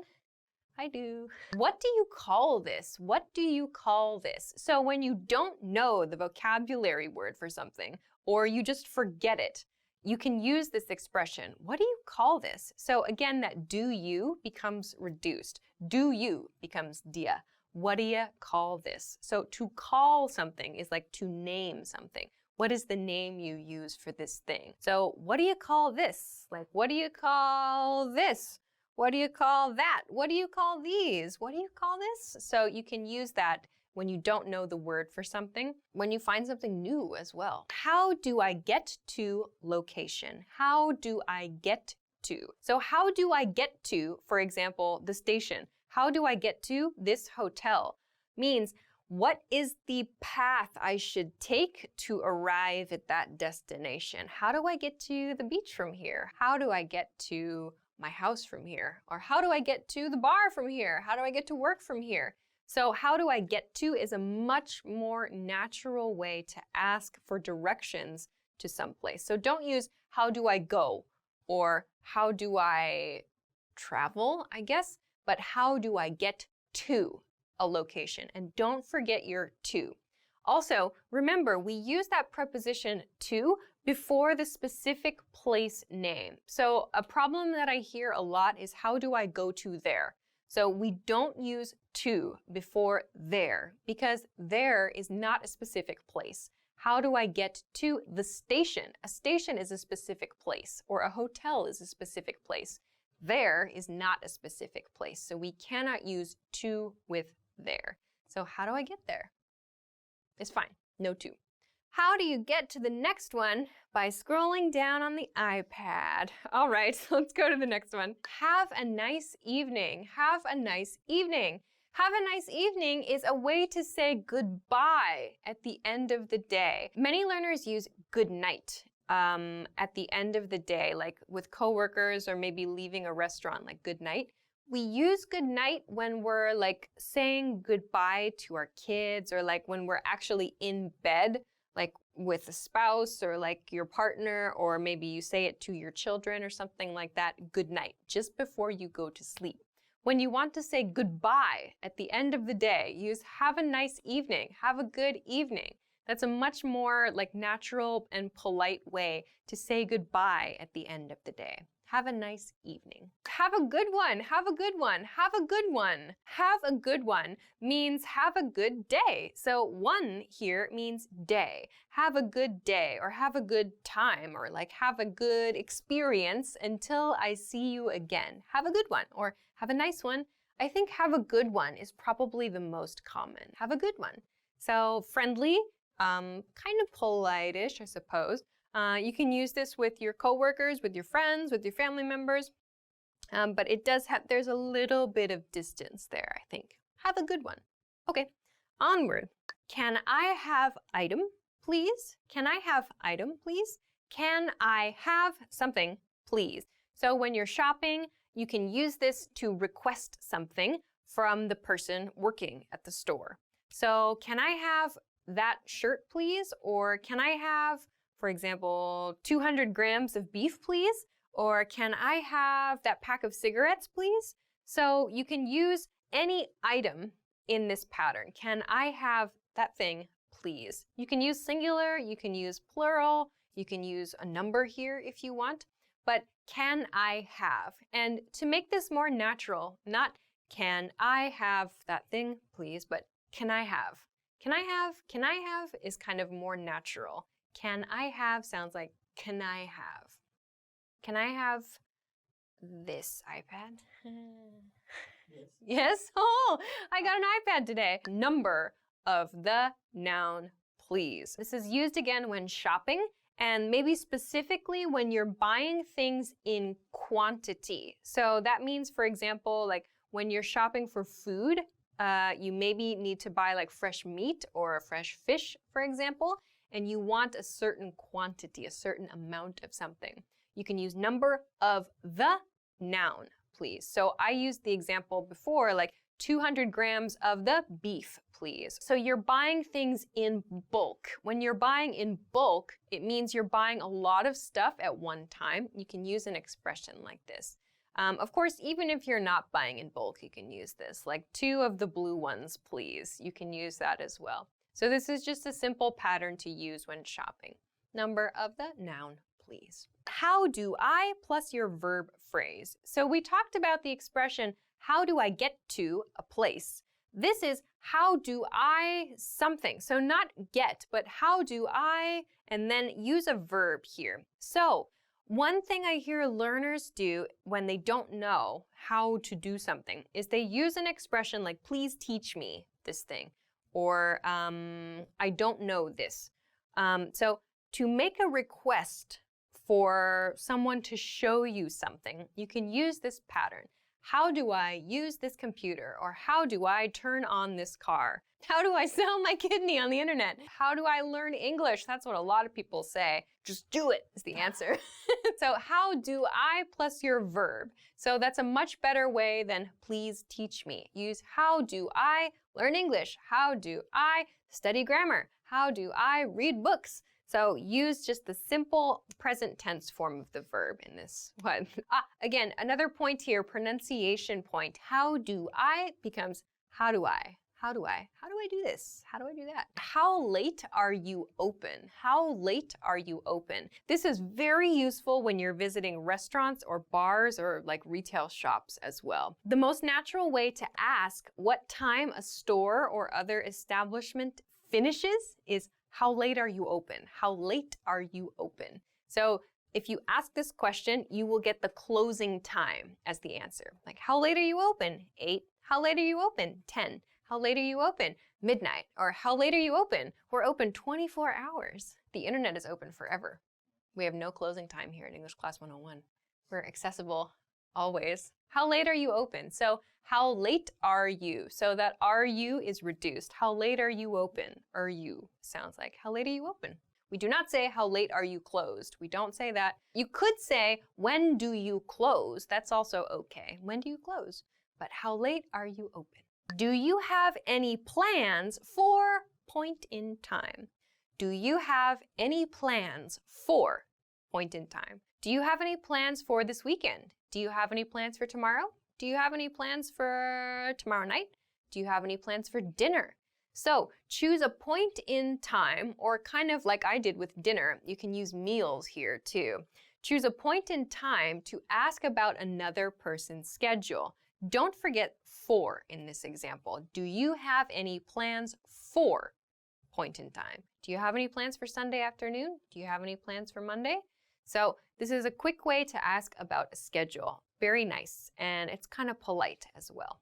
Okay, on to the next one. My body part hurts. My body part hurts. This is an important and natural expression to use when you are not feeling well. So instead of like, I have a pain in my arm or something, or I have a pain somewhere, I hear many learners use that pattern.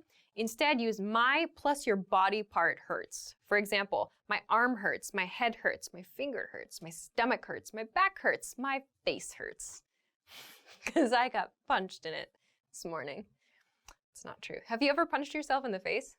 Myself? Yeah, I did it once and I'm never gonna forget it. Probably yes. Yeah, I was trying to pull like the blankets up. It was like 6 in the morning. I was cold, it was winter. I tried to pull the blankets up and my blanket was kind of like shiny and slick and I was like half awake and I was like, bam! So my body part hurts. My body part hurts. That's the quickest way to explain that you do not feel well in some way. My body part hurts. Don't forget that S. My body part hurts. My eyeball hurts. That's not something we would say. My ear hurts. My throat hurts. How much is this? How much is this? This is a cost-related expression when you are shopping. How much is this? How much is that? You probably don't need to use this so much because in most cases the price is clearly written in stores. But every once in a while you do need to ask or you need to like talk to someone about a price in a conversation. So how much is this or how much is that? You can change that. Of course, you can use the plural here. How much are these? How much are those? In present tense. And you can also ask about past tense information. How much was that? For example, how much was your car? Or how much was this apartment? Or how much were those donuts? This is a very important question. How much did your sandwich cost? You could ask that as well. How much does something cost is another expression you can use. But yeah, how much did your sandwich cost? It looks good. Or how much for a dozen burgers to be sent to my office tomorrow at 1 o'clock? What did you say? What did you say? Native speakers use this all the time. You can use this too. Please, it's important, probably more important for you to use this expression and don't feel bad about it. What did you say? Naturally, what did you say? What did you say? What did you say is a question about the thing the other person in the conversation just said. Like you couldn't catch it, or you think you misheard something, or maybe you didn't understand something they said. What did you say? It's a little more polite than just, what? So, what did you say? Yeah, anytime you need to confirm something that someone else said, you can use, what did you say? Try to use a nice intonation with this also. What did you say? What does that mean? What does that mean? And native speakers use this too. Like, we don't understand everything. Like, sometimes everybody needs an explanation. So, what does that mean is a great way to ask for it. What does that mean in fast speech is, what does that mean? What does that mean? So the TH in that becomes like a S or a Z sound. What does that mean? So it connects to that Z sound in does. What does that mean? What does that mean? So what does that mean? It's like you don't understand something that's written, or maybe you don't understand the implications. Implications means like the background information of a situation. So what does that mean? Or you don't understand something someone else said, but they're gone. So you can't say, what did you say? You ask someone else, what does that mean? What that person just said, what does that mean?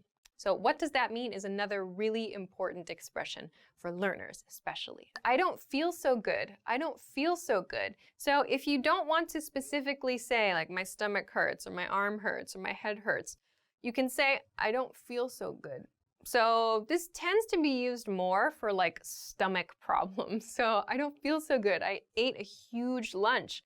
I don't feel so good. Or maybe you ate something bad. Ooh, I don't feel so good.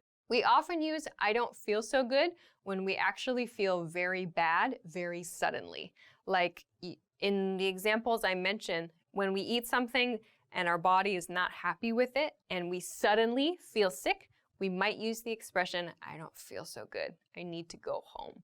So you can use this to talk about like a sudden and unpleasant feeling in your body. I don't feel so good. I need to go to location. I need to go to location. I need to go to location is useful for talking about errands. So errands is like small tasks you need to do throughout the day. We also use this expression when we need to visit the restroom urgently. So you can say, I need to go to the restroom. That's great. That's a very natural and polite way to talk about visiting the restroom. Otherwise, when you're talking about your daily tasks, you can say, I need to go to the bank. I need to go to the store. I need to go to the car wash. I need to go to the pet sitter and pick up my neighbor's poodle. What? That was very specific. So you can talk about your responsibilities with need to. Yes, you can substitute have to here. I have to go to the bank. I have to go to the store. Keep in mind also, when you want to use the negative form, I don't have to or I don't need to, you can, but make sure you use it with something you don't have a responsibility to do. I hear lots of learners use expressions like, I don't have to go to the bar today, for example. Like, if going to a bar is part of your regular responsibilities, like you work at a bar, or like part of your business is at a bar, fine. But if it's just something you occasionally do, it sounds really unnatural to use, I don't have to go to the bar today. So we use this in the negative form for things we can naturally and reasonably be expected to have responsibility to do. So keep that in mind when you use the negative form. Okay, onward. I have to. So my previous one was I need to go to a place. If you want to just talk in general about responsibilities, you can use I have to. I have to get up early in the morning. I have to study for my tests. I have to think of a new hairstyle for my cat. Yesterday I had to, past tense, I had to buy new clothes because my director was making fun of me for wearing shirts that they were falling apart on camera, because that's how much I love shopping. Yeah. So past tense, I had to buy new clothes yesterday, or I had to go out in the rain yesterday. So again, I had some responsibility to do that. So past tense, had to. When are we leaving? When are we leaving? I included this here because it's a common question, surprisingly, like when are we leaving? Not when do we go? That's one that I hear sometimes, like when do we go, or when we go, or something like that. Don't use those. Oh, sorry, Mr. iPad. The question is, when are we leaving? So we use this when we're at an event. We're at a party, we're maybe at work, whatever. You're going somewhere else with another person or with a group. When are we leaving? When are we leaving this place, in other words? So natural pronunciation, when are we leaving? When are we leaving becomes when are we leaving? Okay, so those are 25 must-know intermediate phrases. I hope that those are helpful for you. Many of the phrases that I introduced here are in present tense, but remember, you can use them in past tense and in future tense too. So don't stick only to present tense. Make sure to go outside of present tense and think about the different ways that you can use these expressions to talk about the past and the future. Okay, so that's everything for this lesson. Thanks very much for watching. Please make sure to click on the link in the description to learn more English at EnglishClass101.com. Also, if you liked the video, please don't forget to give it a thumbs up and subscribe to our channel if you have not already. Thanks very much for watching this lesson, and I will see you again soon. Bye-bye. Stevens.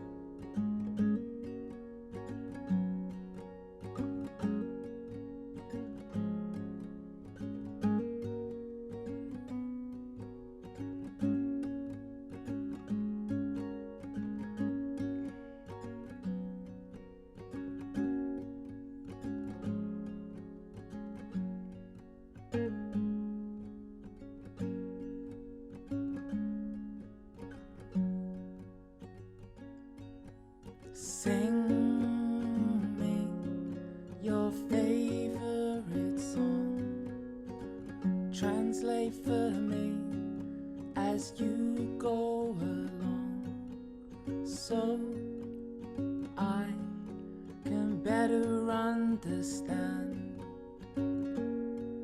how you want to be loved,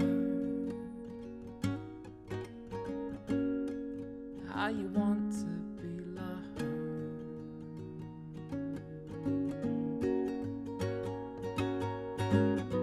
Living it up, you came in on a high tide, calling to court all my fears, letting it go, this wild untried emotion. Say it loud and say it clear, but you know we could talk from dusk till dawn, and everything in my world would make sense. Rewind the night, let's get lost from dusk till dawn. Pause it in the perfect tense.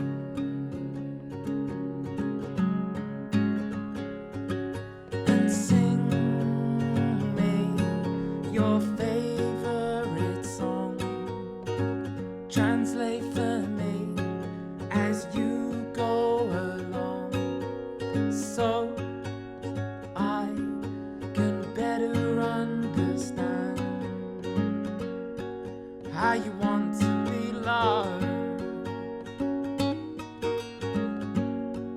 how you want to be loved.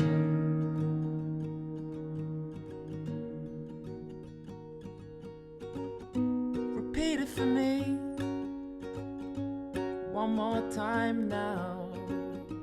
Make it as slow as you dare. Word by word, interpreting this emotion. Share as much, dear, as you can. But you know we could talk from dusk till dawn, and everything in my world will make sense. Rewind the night, let's get lost from dusk till dawn. Pause it in the perfect tense.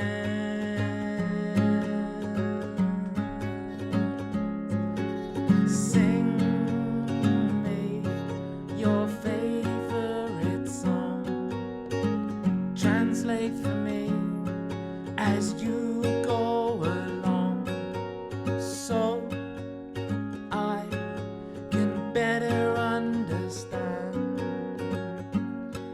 how you want to be loved, how you want to be loved, how you want to be loved, how you want to be loved, how you want to be loved.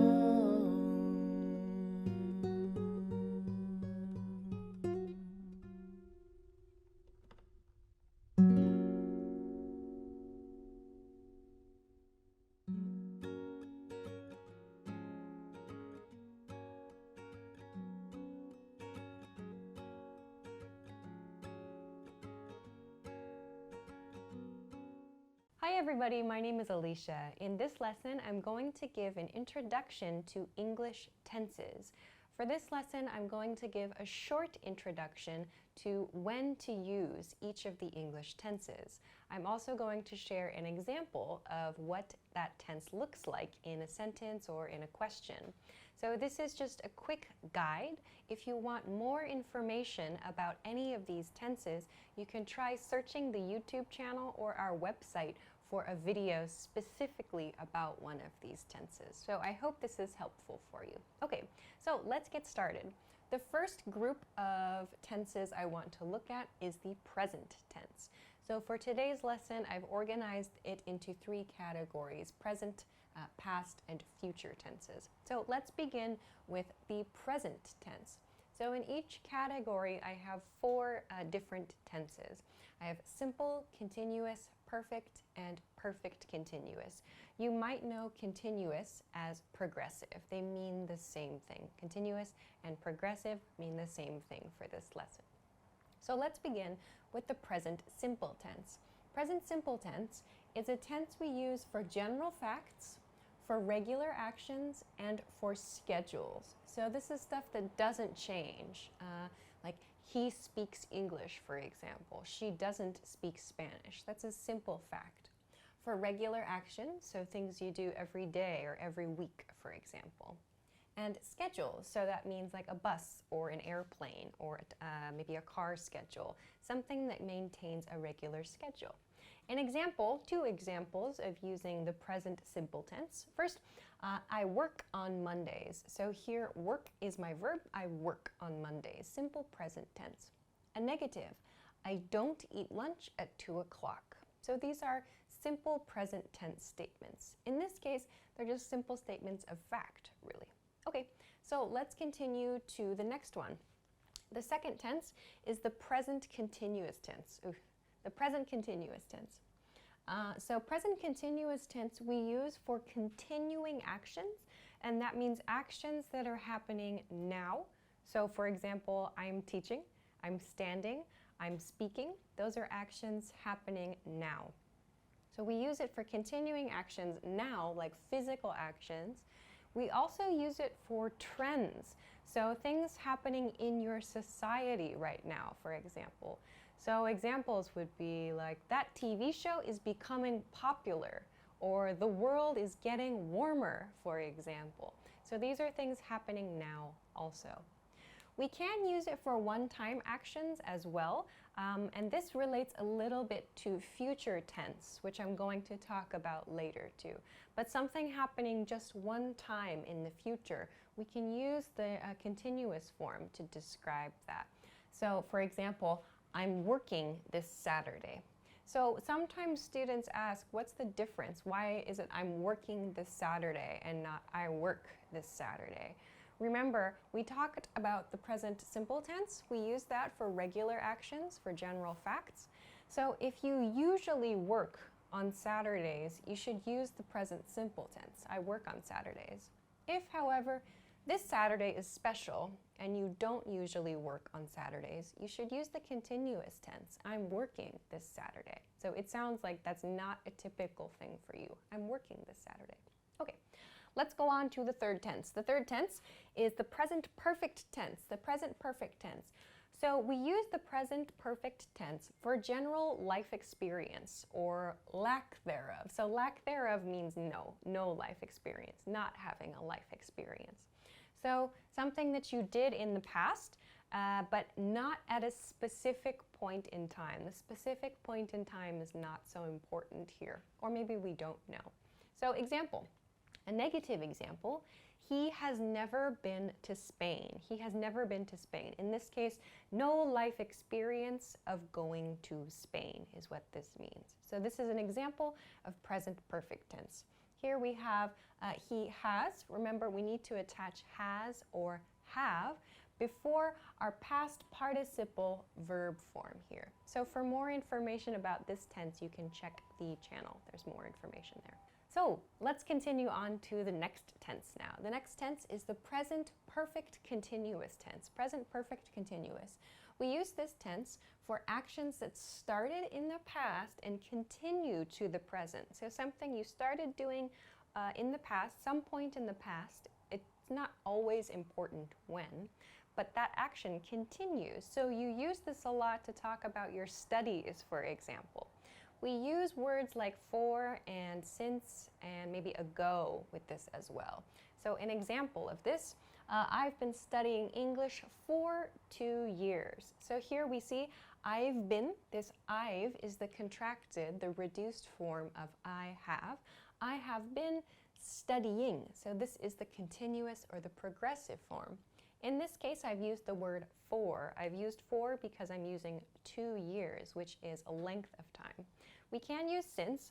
For example, I've been studying English since 2016. So we use since before a specific point in time. We can use ago as well.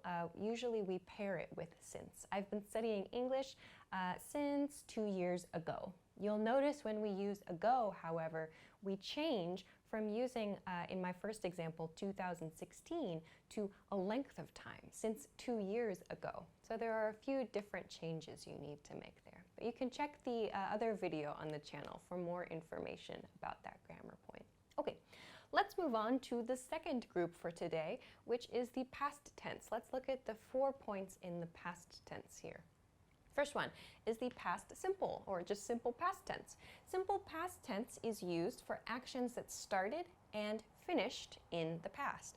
So for example, I taught simple present tense earlier. So I used past tense. I taught simple present tense because the action started and finished in the past. Another example, I worked all night. I worked all night. So work is my verb. I use simple past tense worked because the action started and finished in the past. Another example, a negative, they didn't come. They didn't come to the party. They didn't come to the office. The action was in the past. It refers to something that did not happen in the past. So there was no action in the past, but it's over, it's finished. So we use simple past tense to talk about these simple actions that started and finished in the past. Okay, let's go on to the past continuous tense then. Past continuous is for actions that were continuing in the past. So this one is one we often use with a specific point in time along with it. So let's look at an example first. We were listening to music. We were listening to music yesterday, or we were listening to music at 8 p.m. When were you listening to music? When was that action continuing? At 8 p.m. or yesterday. So it's common to include a point in time with this grammar point. Another example, like I was doing something, something, ing form there. So this is one that's, some people have questions about, like why should I use that? When should I use that? It's typically used in response to someone's question, like what were you doing last night, for example, or what were you doing this morning? So you want to know someone's activities at a specific point in time. You can use this grammar point to respond to that question. Okay, let's move along to the past perfect tense, our next one. Past perfect tense is for actions that were completed or not completed at a non-specific point in the past, at a non-specific point in the past.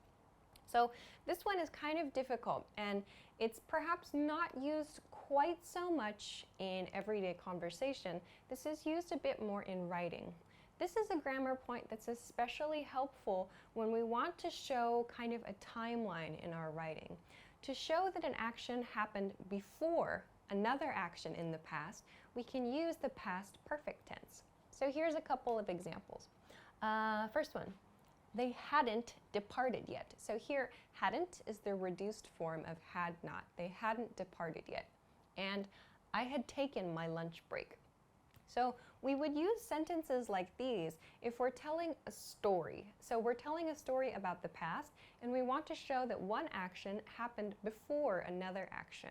When we want to talk about the earlier action, so the thing that happened earlier, like more in the past, we use the past perfect tense. Then we can use the simple past tense to explain the action that happened closer to the present. So for example, I had taken my lunch break when I saw the delivery man came, or something like that. So you can see my second point there. That's kind of a strange example, but you see that my second point there uses the simple past tense. I saw the delivery man came. So I had taken my lunch break further in the past when I saw the delivery man came. So that's simple past tense. So this is probably more common in writing, but it is used in speaking as well too. So this is what we use past perfect tense to do. Okay, let's move on then to another challenging point, past perfect continuous tense. Past perfect continuous. These are sentences or questions for actions that started in the past and continued to like an unspecified point in the past. So the action has finished as well. That's a key difference with the present perfect continuous. With present perfect continuous, the action is happening now still. That behavior still continues. Key point though with past perfect continuous is that the action started at some point in the past and then continued and finished as well, but at some unspecified point. So maybe we don't know exactly when the action finished, but it's done, it's complete. So let's look at an example. They had been waiting since 3 p.m. So here, they had been waiting. This shows us that there was some waiting period. So the waiting started at 3 p.m. and the waiting continued and continued and continued. We don't know when the waiting finished, but this grammar point shows us that the waiting has finished. We're finished waiting. That's done. We wanted to talk only about this period of time the people were waiting in the past. So this is the grammar point that we use to talk about things that were happening over a period of time in the past and then finished. So this is something, again, we use when telling stories. We're showing a sequence of events, actually. Okay, let's move along then to the last group for today's lesson, the future tense. Future tense. Let's start with the future simple tense. Future simple tense. This is for actions that are planned or unplanned for the future. There are actually a lot of different things we can do to make the future simple tense. Some very common ways of making future simple are through using will and won't, and going to and not going to. And earlier in this lesson, I mentioned using the continuous tense, the present continuous tense, the ing form of a verb, to make statements about the future also. So there are many ways to make simple future statements. Let's look at a couple of examples. First, I'll have a glass of wine. This uses will, I'll. I'll is the reduced form of I will have a glass of wine. That's a future statement. Also, he's going to cook dinner. In this one, I've used going to express that. So these are just simple things about planned or perhaps unplanned. Like he's not going to cook dinner would be an unplanned action in the future, or something that's not going to happen in the future, rather. Okay, so let's go on to the future continuous tense now. Future continuous tense, this is for actions you think will or will not be continuing in the future. Something you think will be continuously happening in the future. Let's look at an example. I'm not going to be working at company A. I'm not going to be working at company A. So here you can see we have going to. I'm not going to. Plus, we have a verb in the continuous tense. I'm not going to be working at company A. Meaning, in other words, I'm not going to have a job at company A, or I'm not going to continue my position at company A in the future. That's my thought now in the present about the future. So at that time in the future, like in 1 year, for example, I will not be working at that company, or I'm not going to be working at company A. So that's the idea behind the future continuous tense. Okay, let's move along to the future perfect tense then. So future perfect tense refers to actions that you think will have started some point in the future. So remember, you're thinking in the present right now. But this grammar point is used to talk about something you imagine in the future that starts at some point and you think might be continuing into the future, maybe. Something started and maybe continues. This is the idea here. So let's look at an example. I will have lived in China for 2 years. I will have lived in China. So here I'm using will to show it's a future tense statement, I will, plus have lived. This is the same thing that we use for the present perfect tense that we talked about earlier, that past participle plus have or has, but we're attaching it to a future tense will. I will have lived in China for 2 years. So when would we use this? So if, for example, someone asks you a question about your future and they say like, So where do you see yourself in like 2020, for example? Or where do you imagine you're going to live in 2020, for example? You can say, oh, I will have lived in China for 2 years. So meaning at that time, in 2020, I will have lived in China for 2 years. So that means not now, but in the future. At that point in time in the future, I will have started living in China, and that will have continued for 2 years. So that's what that means. That's a guess about the future, a future time period, that something will have continued in the future. So again, quite a challenging grammar point, but something definitely to look into. So again, not used perhaps as much as the present perfect tense, but great for storytelling and for imagining your future too. Okay, so let's move on to the last point for today's lesson, the future perfect continuous tense. Future perfect continuous.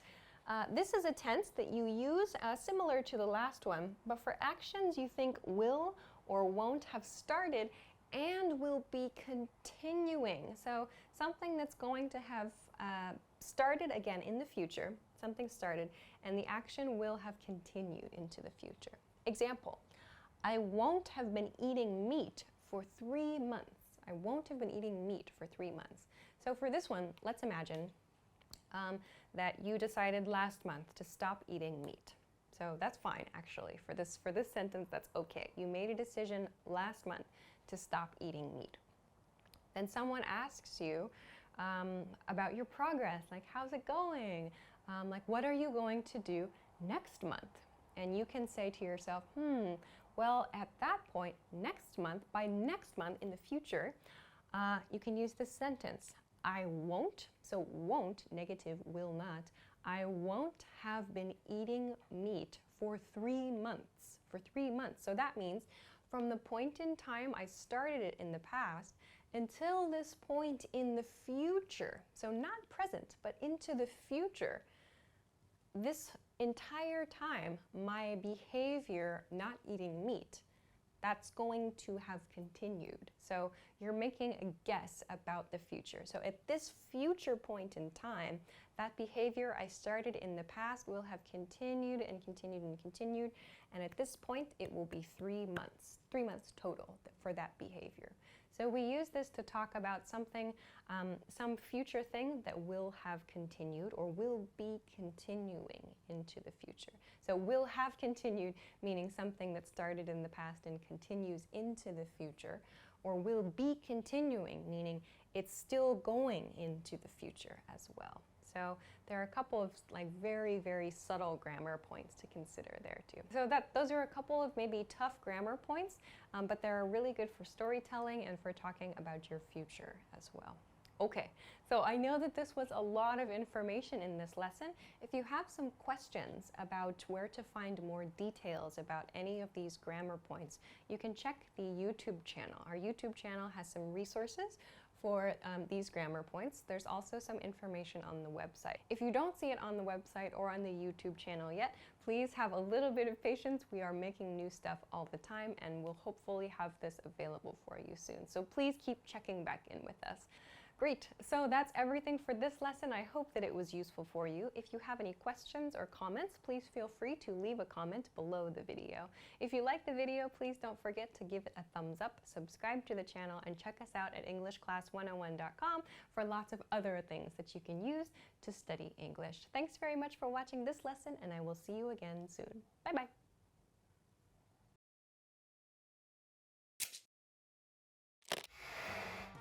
Imagine you're on a plane. There's someone next to you. What do you say? Hi, Alisha here. Introducing yourself in English is easy. In this lesson, you're going to learn how with Gustavo and Henry, who meet on a plane. Gustavo's moving to New York. His family is going to join him later in the month. Henry is in the seat when Gustavo gets on the plane. Let's watch. Excuse me. Sorry about that. Hi, how do you do? I'm Gustavo. Nice to meet you, Gustavo. I'm Henry Edens. I'm sorry. Can you say that again, please? A bit slowly? Henry Edens. Henry Edens. That's it. But please call me Hank. Hank, nice to meet you. Now with subtitles. Excuse me. Sorry about that. Hi, how do you do? I'm Gustavo. Nice to meet you, Gustavo. I'm Henry Edens. I'm sorry. Can you say that again, please? A bit slowly? Henry Edens. Henry Edens. That's it. But please call me Hank. Hank, nice to meet you. Here are the key words from the scene.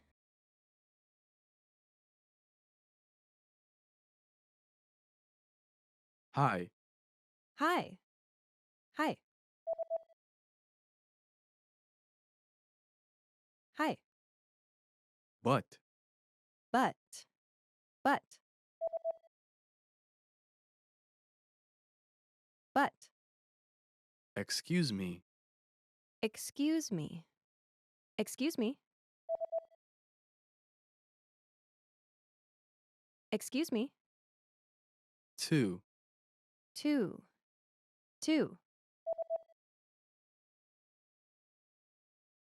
Two. nice to meet you. Nice to meet you. Nice to meet you. Nice to meet you. How do you do? How do you do? How do you do? How do you do? Here are the key phrases from the scene. How did Henry apologize when he realized he was in Gustavo's way? Sorry about that. Sorry about that. In general, this expression, when used to respond to excuse me, shows a friendly willingness to help the other person. In this case, Henry wanted to show he was happy to move out of Gustavo's way.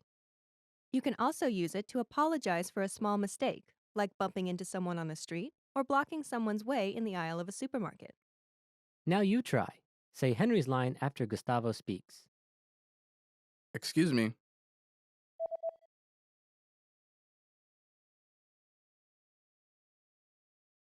Sorry about that. Later, Gustavo also used the word sorry to apologize when he didn't understand Henry's name. Which phrase did he use? I'm sorry. I'm sorry. This is a very common phrase in English for many situations, but here, Gustavo uses it to indicate he didn't understand something. Now you try. Say the line after Henry speaks. I'm Henry Edens.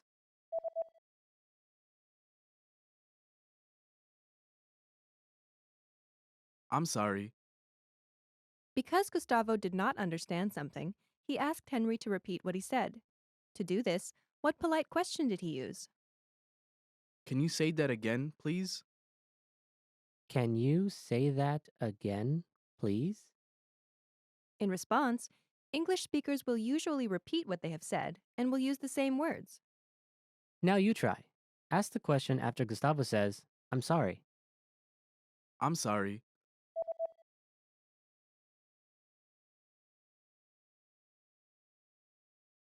Can you say that again, please? Gustavo also wanted Henry to speak more slowly. To do this, what does he ask? A bit slowly? A bit slowly. This is not a complete sentence, but has a clear meaning when used after, can you say that again, please? In response, English speakers will slow their speech down. Now you try. Say the phrase after Gustavo says, Can you say that again, please? Can you say that again, please?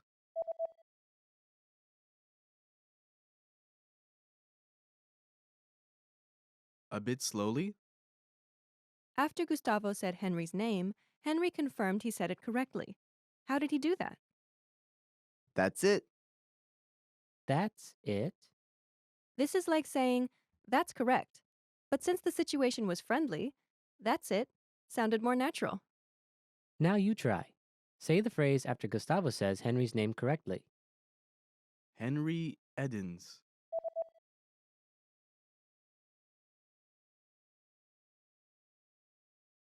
That's it.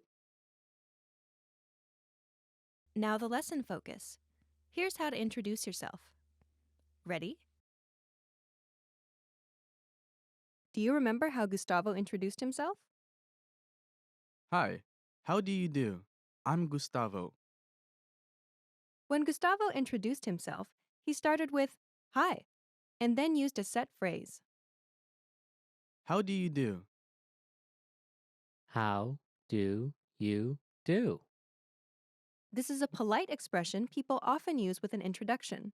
It sounds like a question, but it has no particular meaning, and there's no expectation the other person will try to answer it. Next, he says, I'm Gustavo. the first part of this sentence is a contraction of two words, I and am. The am here functions like an equal sign in math. I'm. I'm The next word in the sentence is a name. Gustavo. Together it's. I'm Gustavo.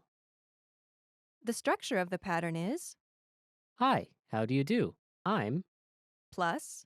your name. Now you try. Imagine your name is John. Say, hi, how do you do? I'm John.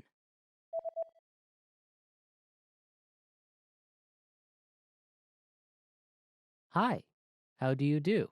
I'm John. Now imagine your name is Aiko. Say, hi, how do you do? I'm Aiko.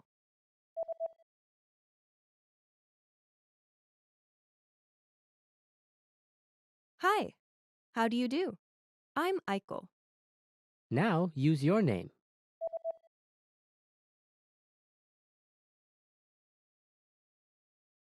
Okay, there are two additional things you need to know. First, there's a shortcut for giving your name. Just drop the I'm from the final sentence of the self-introduction. For example, if Gustavo just said, Hi, how do you do? Gustavo. Henry would have understood it was his name. This would be especially clear if Gustavo extended his hand for a handshake while saying this. In very casual situations, you can even drop the hi and the how do you do. All that is left would be your name. The second thing you need to know is you can use I'm with just the first name or your first name and the last name together. I'm Henry Edens. Edens is Henry's family name. Using both your first name and your last name is a little more formal. It also gives you less privacy. For example, if people know both your first and last name, they can find you on the internet more easily. So it may be more common for strangers to say just their first name than people meeting in a more friendly environment. Next, you'll learn how to tell people to call you by a nickname, just like Henry did in the scene. But please call me Hank. But please, call me Hank. The first word in the sentence is. But This word is not necessary, but it makes the transition to the rest of the sentence smoother. Henry uses this to introduce a new piece of information. And this information changes something about what he said before. But makes this clear. The next word introduces a polite request. Please. Please. Next is a request to use a certain name. Call. Call. After this is the word Me. me. Last is a common nickname for men named Henry. Hank. Hank. Please call me Hank. The sentence structure is Please, call me. plus. Your nickname. Now you try. Imagine your nickname is Matt. Say, please call me Matt.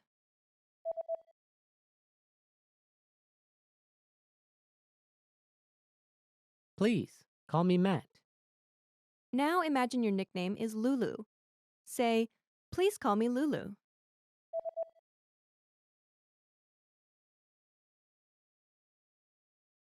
Please, call me Lulu.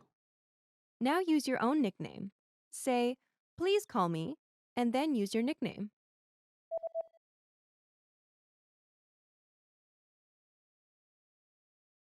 Finally, when you meet someone for the first time, it's polite to say a set phrase at the end. Nice to meet you. Nice to meet you. Usually, both people will say this or something similar to it. Now you try.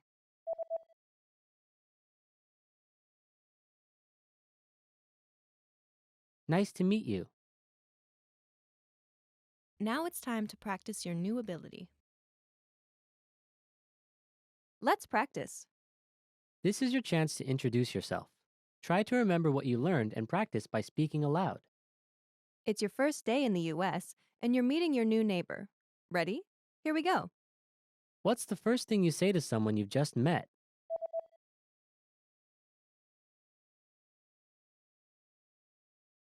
Hi, how do you do? How do you tell someone your name?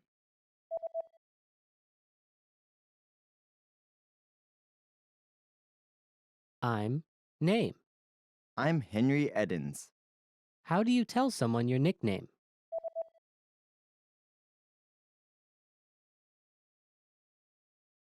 Please call me your nickname.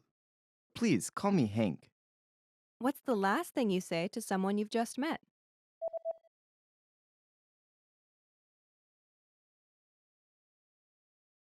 Nice to meet you. Great job. You've just introduced yourself. You'll follow this same pattern many times, so be sure to practice it. Well done. Now, watch the scene one more time.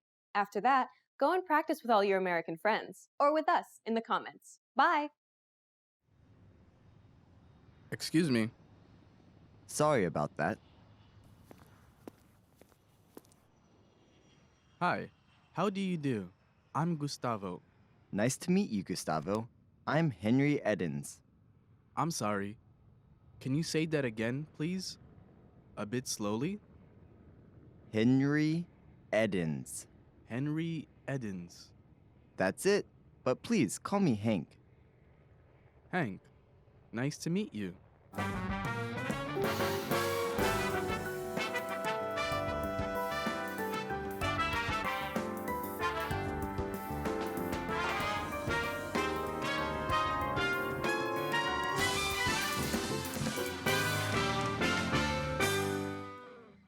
Yeah! Hi everybody, welcome back to Top Words. My name is Alisha, and today we're going to be talking about tongue twisters. Tongue twisters are phrases that are difficult to say, so they're really good chances to practice your pronunciation.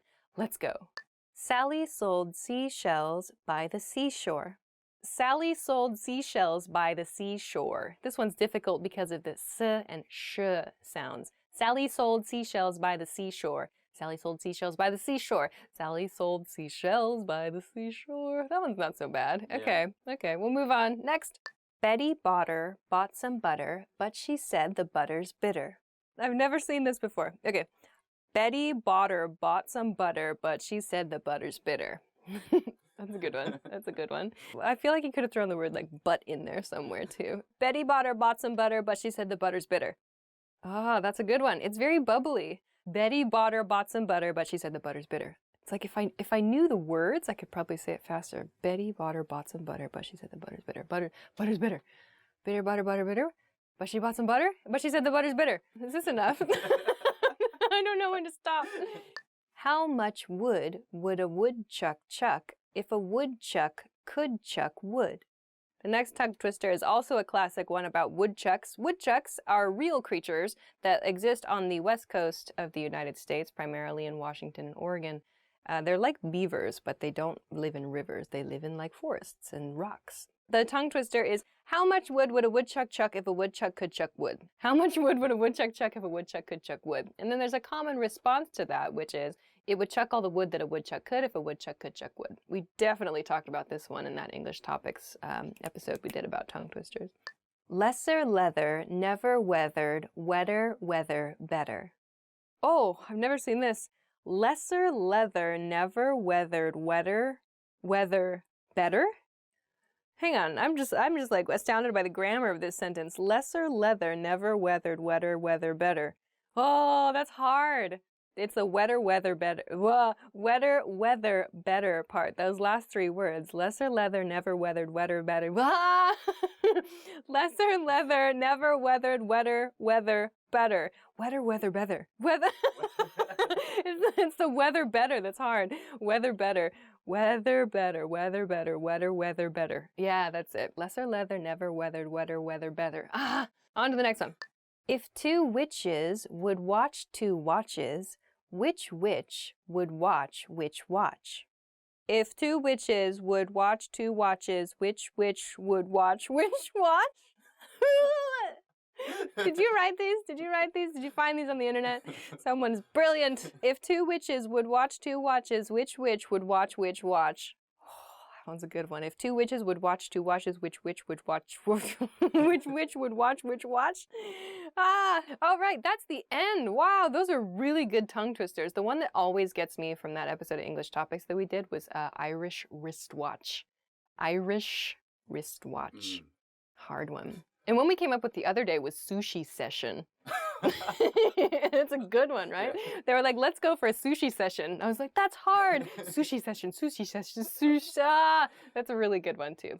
Irish wristwatch and sushi session. All right, so those are Those are tongue twisters. Give them a try. They are really, really great ways to practice your pronunciation. If you know any other tongue twisters, please share them with us in a comment so that we can all give them a try. Thank you very much for watching this episode of Top Words. If you liked this video, please be sure to hit the like button and subscribe to our channel if you haven't already. Thanks very much for watching this episode, and we'll see you again soon. Bye. Oh my God, I want to have this job where I just sit at like my desk and I just think of, that's probably what somebody does, like they're bored at their job and then they just think of these sorts of things.